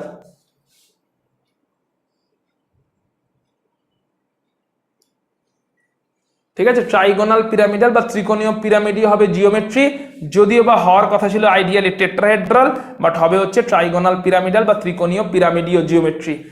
এখানে sp3 হাইব্রিডেশন আছে যদিও, কিন্তু sp3 হাইব্রিডেশন আছে with one lone pair. So এখান থেকেও একই জিনিস জিওমেট্রিতে প্রেডিক্টেড হবে। sp3 হওয়ার জন্য, sp3 হাইব্রিড অরবিটাল হওয়ার জন্য হওয়ার কথা ছিল টেট্রাহেড্রাল জিওমেট্রি, কিন্তু যেহেতু একটা লোন পেয়ার আছে তাই জিওমেট্রিটা হয়ে যাবে ট্রাইগোনাল। তার মানে দুটো থিওরি একই প্রেডিকশন কিন্তু দিচ্ছে, ট্রাইগোনাল পিরামিডাল। ট্রাইপডটা শুধু থাকবে, ক্যামেরাটা নেই। ট্রাইপডটা শুধু থাকবে, ক্যামেরাটা নেই। ঠিক আছে, লোন পেয়ার আছে এখানে, আর বাকি তিনটে হাইড্রোজেন এরকম ভাবে আছে। আচ্ছা, এবারে এখানে একটা বিশেষ ব্যাপার আছে, অর্থাৎ এর মাথায় একটা বেসিক্যালি কিচ্ছু না, লোন পেয়ার আছে। ঠিক আছে, শুধু বন্ধনগুলো দেখানো হয়েছে, লোন পেয়ারটা দেখানো হয়নি, কারণ লোন পেয়ারটা বন্ধনের পার্ট নয়। ঠিক আছে, লোন পেয়ার আছে আর তিনটে বন্ধন আছে, এটা হচ্ছে জিওমেট্রি ট্রাইগোনাল পিরামিডাল। এখানে এখন কোয়েশ্চেন হচ্ছে বন্ধন কোণের মান কত হবে। টেট্রাহেড্রাল হলে বন্ধন কোণের মান হওয়ার কথা 109.5 ডিগ্রি, যেটা মিথেনের জন্য হয়েছিল। টেট্রাহেড্রাল হওয়া মানে এদিক থেকেও প্রেডিকশন আসছে চতুস্তলকীয় বা টেট্রাহেড্রাল, চতুস্তলকীয় বা টেট্রাহেড্রাল এদিকের কথাও বলছে VSEPR থিওরি। আবার হাইব্রিডাইজেশনও একই কথাই বলছে যে জিওমেট্রি হবে টেট্রাহেড্রাল, কারণ sp3 হাইব্রিড অরবিটাল এখানে হয়েছে, sp3 হাইব্রিডাইজেশন এখানে আছে, তাই এখানে জিওমেট্রি টেট্রাহেড্রালই হওয়ার কথা। টেট্রাহেড্রাল জিওমেট্রি হলে বন্ধন কোণ কত হওয়ার কথা, 109.5 ডিগ্রি। একটু আগে মিথেনের জন্য সেটাই হয়েছিল, কিন্তু বন্ধন কোণ এখানে ডেভিয়েট করবে। কতটা ডেভিয়েট করবে, কেন ডেভিয়েট করবে ভালো করে দেখো। ডেভিয়েট কতটা করবে, এখানে মাথায় যেহেতু লোন পেয়ার আছে, আমরা অর্ডার পড়েছিলাম VSEPR থিওরিতে যে লোন পেয়ারদের মধ্যে লোন পেয়ারদের মধ্যে বিকর্ষণ সব থেকে বেশি হয়, কারণ লোন পেয়ারগুলো হয় ফ্যাটার, অনেকটা জায়গা জুড়ে থাকে। তাই দুটো মোটা লোন পেয়ারের মধ্যে, ফ্যাটি লোন পেয়ারের মধ্যে বিকর্ষণ বেশি হয়। একটা লোন পেয়ার, একটা বন্ড পেয়ার হলে রিপালশন একটু কম হয়, দুটোই বন্ড পেয়ার হয়ে গেলে রিপালশন অনেকটাই কমে যায়। কারণ বন্ধন পেয়ার বা বন্ড পেয়ার গুলো হচ্ছে তোমার স্লিমার, পাতলা। ক্লিয়ার?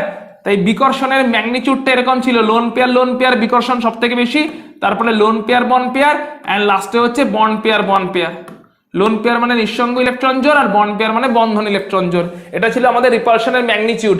এখানে একটা লোন পেয়ার আছে, তাহলে বলো এই বন্ধন কোনটা হওয়ার কথা ছিল 109.5 ডিগ্রি, কিন্তু এই বন্ধন জোড়ের মধ্যে বিকর্ষণ আর এই নিঃসঙ্গ জোড় বন্ধন জোড়ের মধ্যে বিকর্ষণের মধ্যে কোন বিকর্ষণটা জোরালো বিকর্ষণ? অবভিয়াসলি ম্যাগনিটিউড বলছে যে আমার নিঃসঙ্গ জোড় আর বন্ধন জোড়ের মধ্যে বিকর্ষণটা জোরালো বিকর্ষণ। এই পার্টটা ফলো করো। লোন পেয়ার আর বন্ড পেয়ার, নিঃসঙ্গ জোড় আর বন্ধন জোড়, এই বিকর্ষণগুলো নিঃসঙ্গ জোড়ের সঙ্গে এই বন্ধন জোড়ের যে বিকর্ষণগুলো, এগুলো হচ্ছে জোরালো, আর বন্ধন জোড় বিকর্ষণ হচ্ছে অতটা জোরালো নয়, সব থেকে উইক। তাহলে ভালো করে দেখো, বন্ধন জোড় বিকর্ষণ যদি জোরালো হতো তাহলে বন্ড অ্যাঙ্গেল ওপেন হতো। ক্লিয়ারলি দেখালাম কেমন ভাবে। বন্ধন জোড় এরকম, এটা একটা বন্ধন, এটা একটা বন্ধন, দুটো বন্ধন জোড় যদি জোরালো রিপালশন করতো, বন্ড অ্যাঙ্গেল ওপেন হতো, বন্ড অ্যাঙ্গেল বাড়তো। কিন্তু নিঃসঙ্গ জোড় আছে মাথায়, নিঃসঙ্গ জোড় জোরালো রিপালশন করছে, তাহলে বন্ধন কোণ কমবে, কারণ মাথা থেকে নিঃসঙ্গ জোড়ের রিপালশন আসছে। আবার দেখাচ্ছি। সো এটা একটা বন্ধন জোড়, এটা একটা বন্ধন জোড়, দুটো বন্ধন জোড় রিপালশন হলে বন্ড অ্যাঙ্গেল ওপেন হয়। তাহলে কি জানলে? বন্ধন জোড় রিপালশন, বন্ধন জোড়ের মধ্যে বিকর্ষণ বন্ড অ্যাঙ্গেলকে বাড়ায়, বন্ধন কোণকে বাড়ায়। আর মাথায় যদি একটা লোন পেয়ার থাকে, লোন পেয়ারটা রিপালশন বেশি করে, কারণ ওর ম্যাগনিটিউড বেশি। লোন পেয়ার আর বন্ড পেয়ারের মধ্যে রিপালশনের ম্যাগনিটিউড বেশি, লোন পেয়ার বন্ড পেয়ার রিপালশনের মাত্রা বেশি।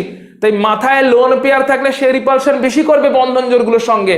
তাহলে বন্ধন জোড়গুলো যদিও বা এরকম দূরে যাওয়ার চেষ্টা করছে, কিন্তু মাথার লোন পেয়ার রিপালশন করে ওদের মধ্যে অ্যাঙ্গেলকে কমিয়ে দেবে। তার মানে নিশ্চয়ই এখান থেকে এটা বুঝতে পারলে যে বন্ধন জোড় রিপালশন বন্ড অ্যাঙ্গেলকে বাড়ায়, আর মাথায় যদি লোন পেয়ার থাকে, লোন পেয়ার আর বন্ড পেয়ারের মধ্যে রিপালশন, বা মাথায় যদি দুটো লোন পেয়ার থাকে, দুটো লোন পেয়ারের নিজেদের মধ্যে রিপালশন বন্ধন অ্যাঙ্গেলকে কমিয়ে দেয়, বন্ড অ্যাঙ্গেলকে কমিয়ে দেয়। বন্ধন জোড়ের মধ্যে বিকর্ষণ হলে বন্ড অ্যাঙ্গেল বাড়ে, আর যদি মাথায় একটা বা দুটো লোন পেয়ার থাকে তাদের মধ্যে রিপালশন যদি হয়, বা লোন পেয়ারগুলো যদি বন্ড পেয়ারগুলোর সঙ্গে রিপালশন করে, তাহলে বন্ড অ্যাঙ্গেল আস্তে আস্তে কমতে থাকে। তাহলে এখানে কি হবে? এখানে বন্ড অ্যাঙ্গেল 109.5 ডিগ্রি হবে না, তার থেকে কম হবে, অবভিয়াসলি কমে যাবে।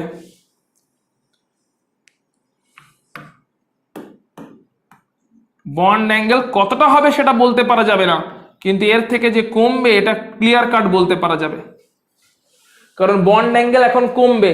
ঠিক আছে? নিঃসঙ্গ জোড় বন্ধন জোড়কে বেশি রিপালশন করছে, নিঃসঙ্গ জোড় বন্ধন জোড়কে বেশি রিপালশন করছে, তার জন্য বন্ধন জোড়গুলোর মধ্যে আস্তে আস্তে ক্লোজনেস চলে আসছে, বন্ধন জোড়গুলো কাছাকাছি চলে আসতে বাধ্য হচ্ছে, কারণ বন্ধন জোড়গুলো একে অপরকে অতটা রিপালশন করতে পারছে না যতটা নিঃসঙ্গ জোড় থেকে ঠেলাটাও খাচ্ছে। নিঃসঙ্গ জোড় যত ঠেলা মারছে, বন্ধন জোড় আস্তে আস্তে গুটিয়ে যাচ্ছে, বন্ধন কোণ কমে যাচ্ছে। নিঃসঙ্গ জোড় একটা থাকলে বেশি ঠেলা মারবে, নিঃসঙ্গ জোড় দুটো থাকলে আরো বেশি ঠেলা মারবে। তাই নিঃসঙ্গ জোড় যদি কোথাও দুটো থাকে, বন্ধন অ্যাঙ্গেল 109.5 ডিগ্রি থেকে আরো কমবে। হোপফুলি পুরো সিচুয়েশনটা অ্যামোনিয়ার জন্য ক্লিয়ার হয়েছে। চলে আসছি জল। Oxygen configuration 2s2 2p2 2s2 2p4 ভূমিস্তরে, গ্রাউন্ড স্টেট বা ভূমিস্তরে।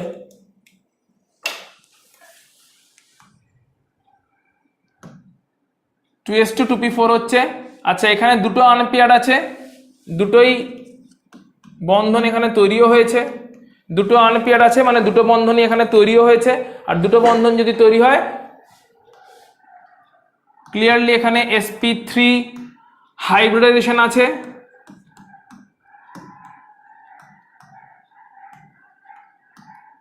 সরি চারটেই এখন sp3 হাইব্রিড অরবিটাল তৈরি হয়েছে।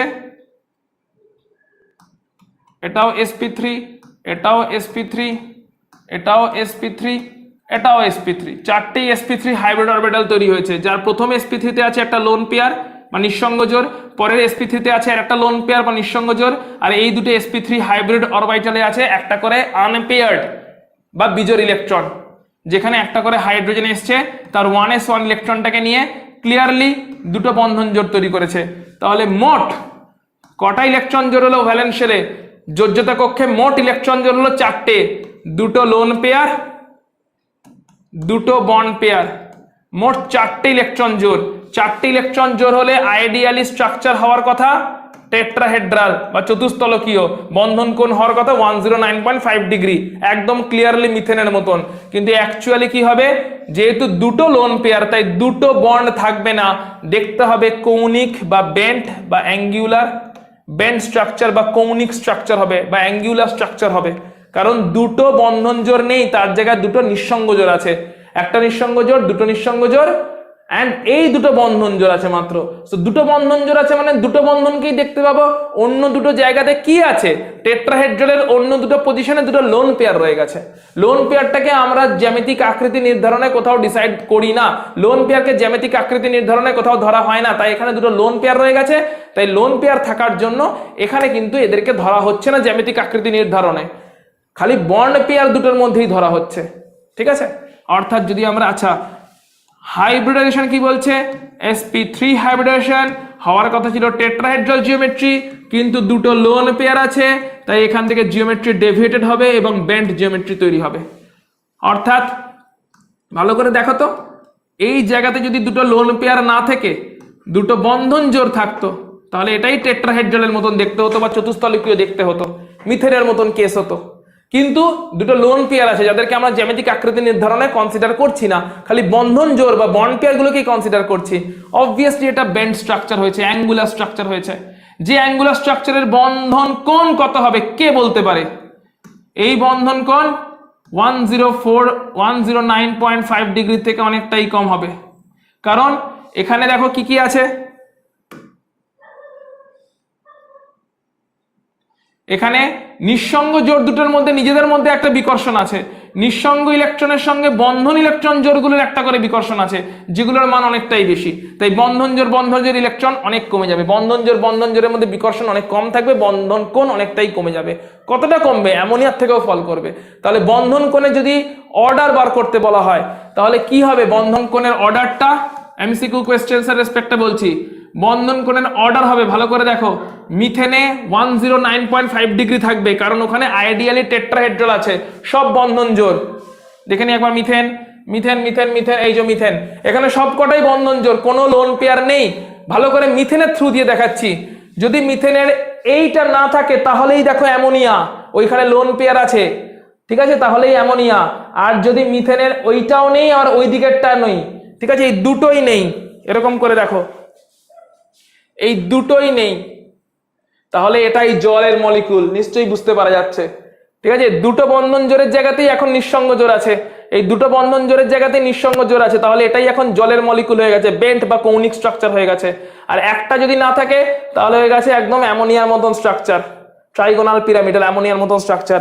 তার মানে আইডিয়াল স্ট্রাকচারটা সবগুলোতেই কি, আইডিয়াল স্ট্রাকচারটা সবগুলোতেই হচ্ছে চতুস্তলকীয় বা টেট্রাহেড্রাল, কিন্তু সেখান থেকে ডেভিয়েট করছে, কারণ বন্ধন জোড় সবসময় থাকছে না, অনেক সময় নিঃসঙ্গ জোড় চলে আসছে সেখানে। বন্ধন কোণ হওয়ার কথা 109.5, যদি এখানে লোন পেয়ার থাকে, এই লোন পেয়ার রিপালশন করে বন্ধনগুলোকে কাছাকাছি নিয়ে চলে আসবে, কারণ লোন পেয়ারের রিপালশন বেশি হয়, বন্ধনগুলো কাছাকাছি চলে আসবে, কাছাকাছি চলে এলে বন্ধন কোণ 109.5 থেকে ফল করবে, বন্ধনগুলো কাছাকাছি চলে আসবে, কারণ মাথায় থাকা লোন পেয়ার বেশি রিপালশন করছে। ফ্যাটি, যদি দুটো লোন পেয়ার থাকে, বাপরে বাপ, দুজন ফ্যাটি বসে আছে, দুজন ফ্যাটি লোন পেয়ার বসে আছে, তাদের নিজেদের মধ্যে একটা হিউজ রিপালশন আছে, আবার ওই দুটো ফ্যাটি ও বন্ধন জোড়গুলোকে আবার হিউজ রিপালশন করছে, বন্ধন জোড় যতই খোলার চেষ্টা করছে রিপালশন করে চেপে দিচ্ছে, কারণ মাথায় যে লোন পেয়ার গুলো আছে তাদের রিপালশনের ম্যাগনিটিউড বেশি, বিকজ দে আর ফ্যাটি, তাই রিপালশন বা বিকর্ষণ ওখানে বেশি, এন্ড অবভিয়াসলি বন্ধন জোড়গুলো তখন চেপে যাচ্ছে, বন্ধন কোণের মান আরো কমছে। তাহলে বন্ধন কোণের অর্ডার হবে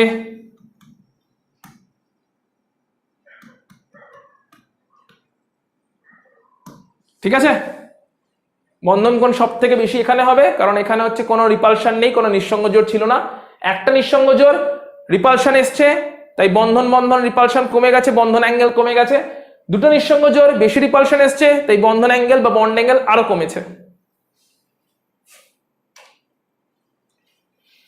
PCl3 একদম অ্যামোনিয়া কেস, পুরোপুরি এটা ammonia case. 3s2 3p3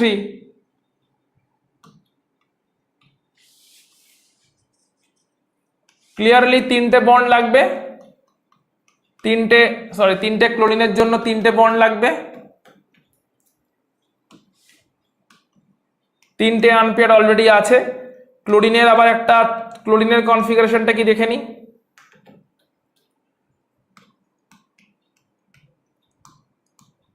three S two 3p5 3s2 3p5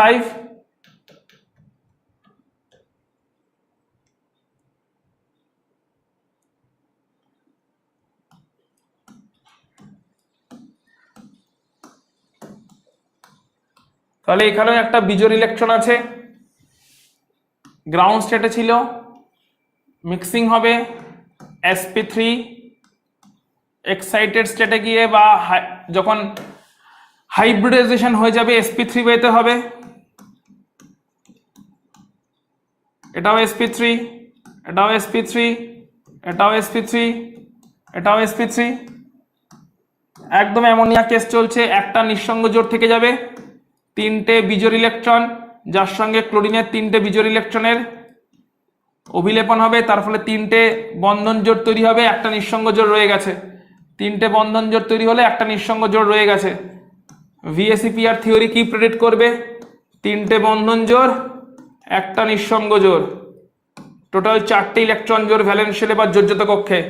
ideally হওয়ার কথা মিথেনের মতন টেট্রাহেড্রাল, বাট অ্যাকচুয়ালি হবে হচ্ছে ট্রাইগোনাল পিরামিডাল, ত্রিকোণীয় পিরামিডাল, পুরো অ্যামোনিয়া কেস।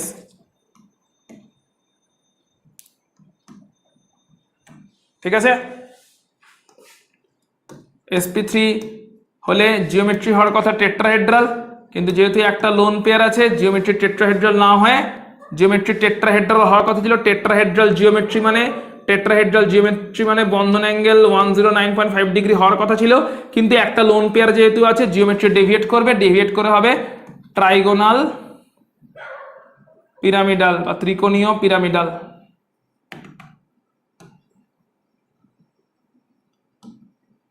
ত্রিকোণীয় পিরামিডাল, ঠিক আছে। এখানে লোন পেয়ারটা আছে, এখানে তিনটে ক্লোরিনের থ্রু দিয়ে তিনটে বন্ড পেয়ার আছে, অবভিয়াসলি বন্ড অ্যাঙ্গেল ফল করবে 109.5 এর থেকে ফল করবে।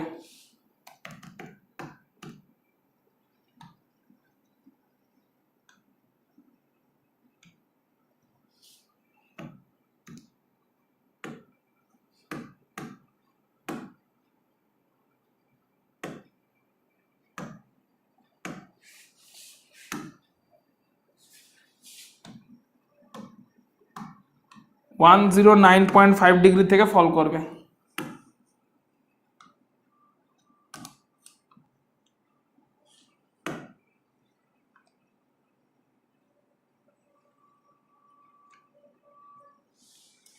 ঠিক আছে, so PCl3 same to same case, একদমই যেরকম ভাবে অ্যামোনিয়া চলছিল সেম টু সেম কেস। চলো এই ক্লাসের লাস্টের molecule PCl5, heavy important molecule, already পড়েছি। PCl5 এ 5টা বন্ড তৈরি করতে হবে, 5টা আনপেয়ার্ড লাগবে। অরিজিনালি থাকে 3s2 3p3, 3s2 3p3 থাকে, তার মানে 3টে থাকে, দুটো আনপেয়ার্ড আরো লাগবে। কেমন ভাবে দুটো আনপেয়ার্ড অ্যাচিভ হবে? গ্রাউন্ড স্টেট থেকে এক্সাইটেড স্টেটে যাবে, বন্ড এক্সপ্যানশন হবে, সর্বাধিক সমযোজ্যতা অ্যাচিভ হবে, অক্টেট এক্সপ্যানশন হয়ে যাচ্ছে, অক্টেটের থেকে বেশি ইলেকট্রন চলে যাচ্ছে, কিন্তু কিছুই যায় আসে না, এদের কাছে সর্বাধিক সমযোজ্যতাটাই ইম্পর্টেন্ট। তাই 3s এ এখন একটা, 3p তে এখন 3টে, 3d তে এখন 5টা অরবিটাল আছে, তার মধ্যে ইলেকট্রনটা এরকম ভাবে চলে গেছে। 3s এ একটা ইলেকট্রন, 3p-তে 3টি ইলেকট্রন যেরকম ছিল, আর 3d-তে একটা ইলেকট্রন প্রমোটেড হয়ে বন্ড এক্সপেনশনের জন্য সর্বাধিক সামঞ্জস্যতা অ্যাচিভ করার জন্য এখন 5টাই আনপেয়ার্ড ইলেকট্রন বানিয়ে দিয়েছে, যেখানে 3d-তেও একটা আনপেয়ার্ড ইলেকট্রন এখন চলে এসছে। এই অবস্থায় এরা হাইব্রিডাইজেশনে যাবে, s 3টে p একটা d, তাহলে sp3d হয়ে গেল হাইব্রিডাইজেশন। কেন এরকম করলো? 5টা আনপেয়ার্ড কেন নিয়ে এলো? কারণ 5টা ক্লোরিন ছিল, 5টা বন্ড বানাতে হতো, 5টা আনপেয়ার্ড লাগতো। ক্লোরিনের কনফিগারেশন আমরা জানি। এখন তাহলে 5টা sp3d তৈরি হলো, 1 2 3 4 5, আর 4টে 3d আনহাইব্রিডাইজ অবস্থায় রয়ে যাবে। সেটাও sp3d, এটাও sp3d, সম আকৃতি বিশিষ্ট এবং সমশক্তি বিশিষ্ট। এই 5টা sp3d হাইব্রিড অরবিটালই সম আকৃতি এবং সমশক্তি বিশিষ্ট। 4টে 3d অরবিটাল অসংকরায়িত, 4টে 3d অরবিটাল এখন আনহাইব্রিডাইজ অবস্থায়, অসংকরায়িত অবস্থায় রয়ে গেছে। প্রত্যেকটাতে একটা করে আনপেয়ার্ড আছে। 5টা ক্লোরিন এসছে, তাদের আনপেয়ার্ড ইলেকট্রনটাকে নিয়ে একটু আগে দেখেছি, ক্লোরিনে একটা আনপেয়ার্ড ইলেকট্রন থাকে, একটা অযুগ্ম ইলেকট্রন থাকে 3s2 3p5। তাহলে 5টা বন্ধন জোড় তৈরি হবে, ওভারল্যাপ হবে, ওহিলেপন হবে। এর একটা আনপেয়ার্ড, ওর একটা আনপেয়ার্ড, ওভারল্যাপ হবে, ওহিলেপন হবে। আর আনপেয়ার্ড গুলোর মধ্যে ওভারল্যাপ বা ওহিলেপন হলে কি তৈরি হবে? 5টা বন্ড তৈরি হবে, 5টাই বন্ধন জোড়। তাহলে VSEPR থিওরি বলবে যদি 5টাই বন্ধন জোড় হয় তাহলে জিওমেট্রি হবে ট্রাইগোনাল বাইপিরামিডাল।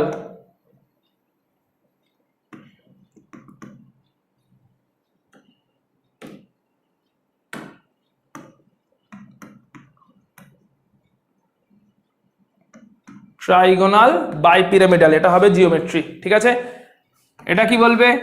এটা বলবে হচ্ছে sp3d হাইব্রিডাইজেশন হলো, আর এই পার্টিকুলার হাইব্রিডাইজেশনের জন্য sp3d হাইব্রিডাইজেশনটা হলো বলে জিওমেট্রি একইভাবে হবে ট্রাইগোনাল বাইপিরামিডাল,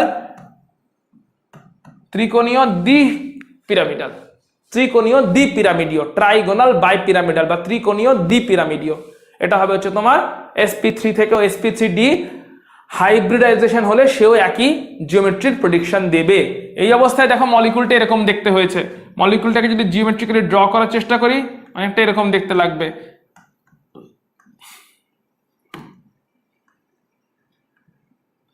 এই একটা ট্রায়াঙ্গেলের 3টে ভার্টেক্সে 3টে ক্লোরিন অ্যাটম পাবো। এই ভার্টেক্সের ক্লোরিন অ্যাটম গুলোকে বলে ইকুয়াটোরিয়াল ক্লোরিন।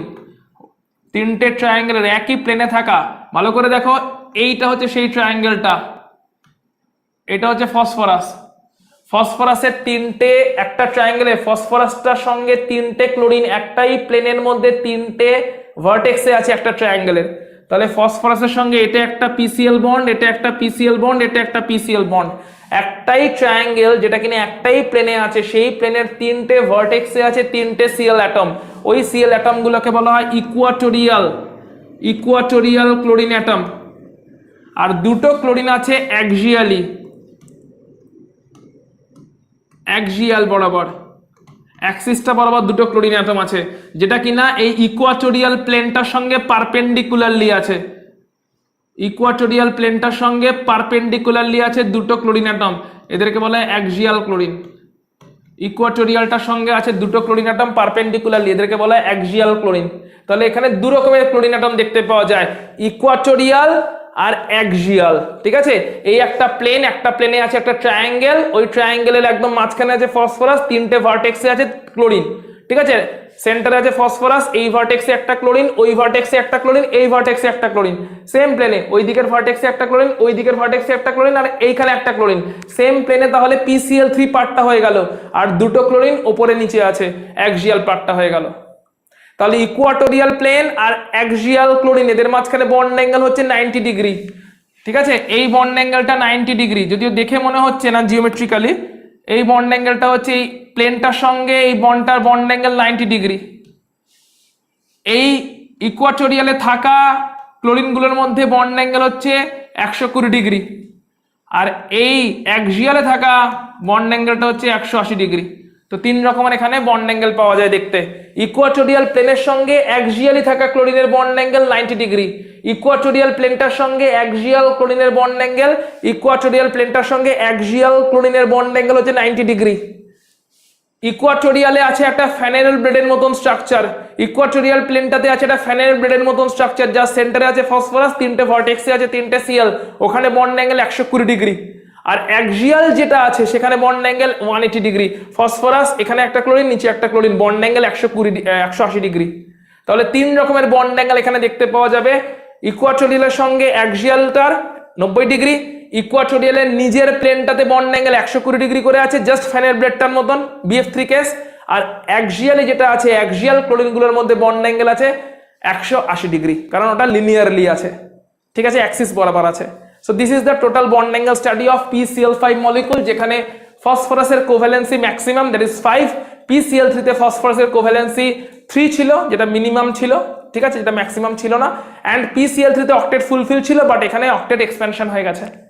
সো সবকটা কেস ইন ডিটেল, প্রত্যেকটা স্ট্রাকচার কেমন হবে, VSEPR থিওরি কি বলছে, হাইব্রিডাইজেশন কি বলছে, বন্ড অ্যাঙ্গেল কত হতে চলেছে, ইন ডিটেল আমরা এই ক্লাসটাতে করেছি। এরকম আরো কিছু কেস নিয়ে, এরকম আরো একটা পাওয়ারফুল ভিডিও নিয়ে নেক্সট ক্লাসে ফিরে আসবো তোমাদের সঙ্গে।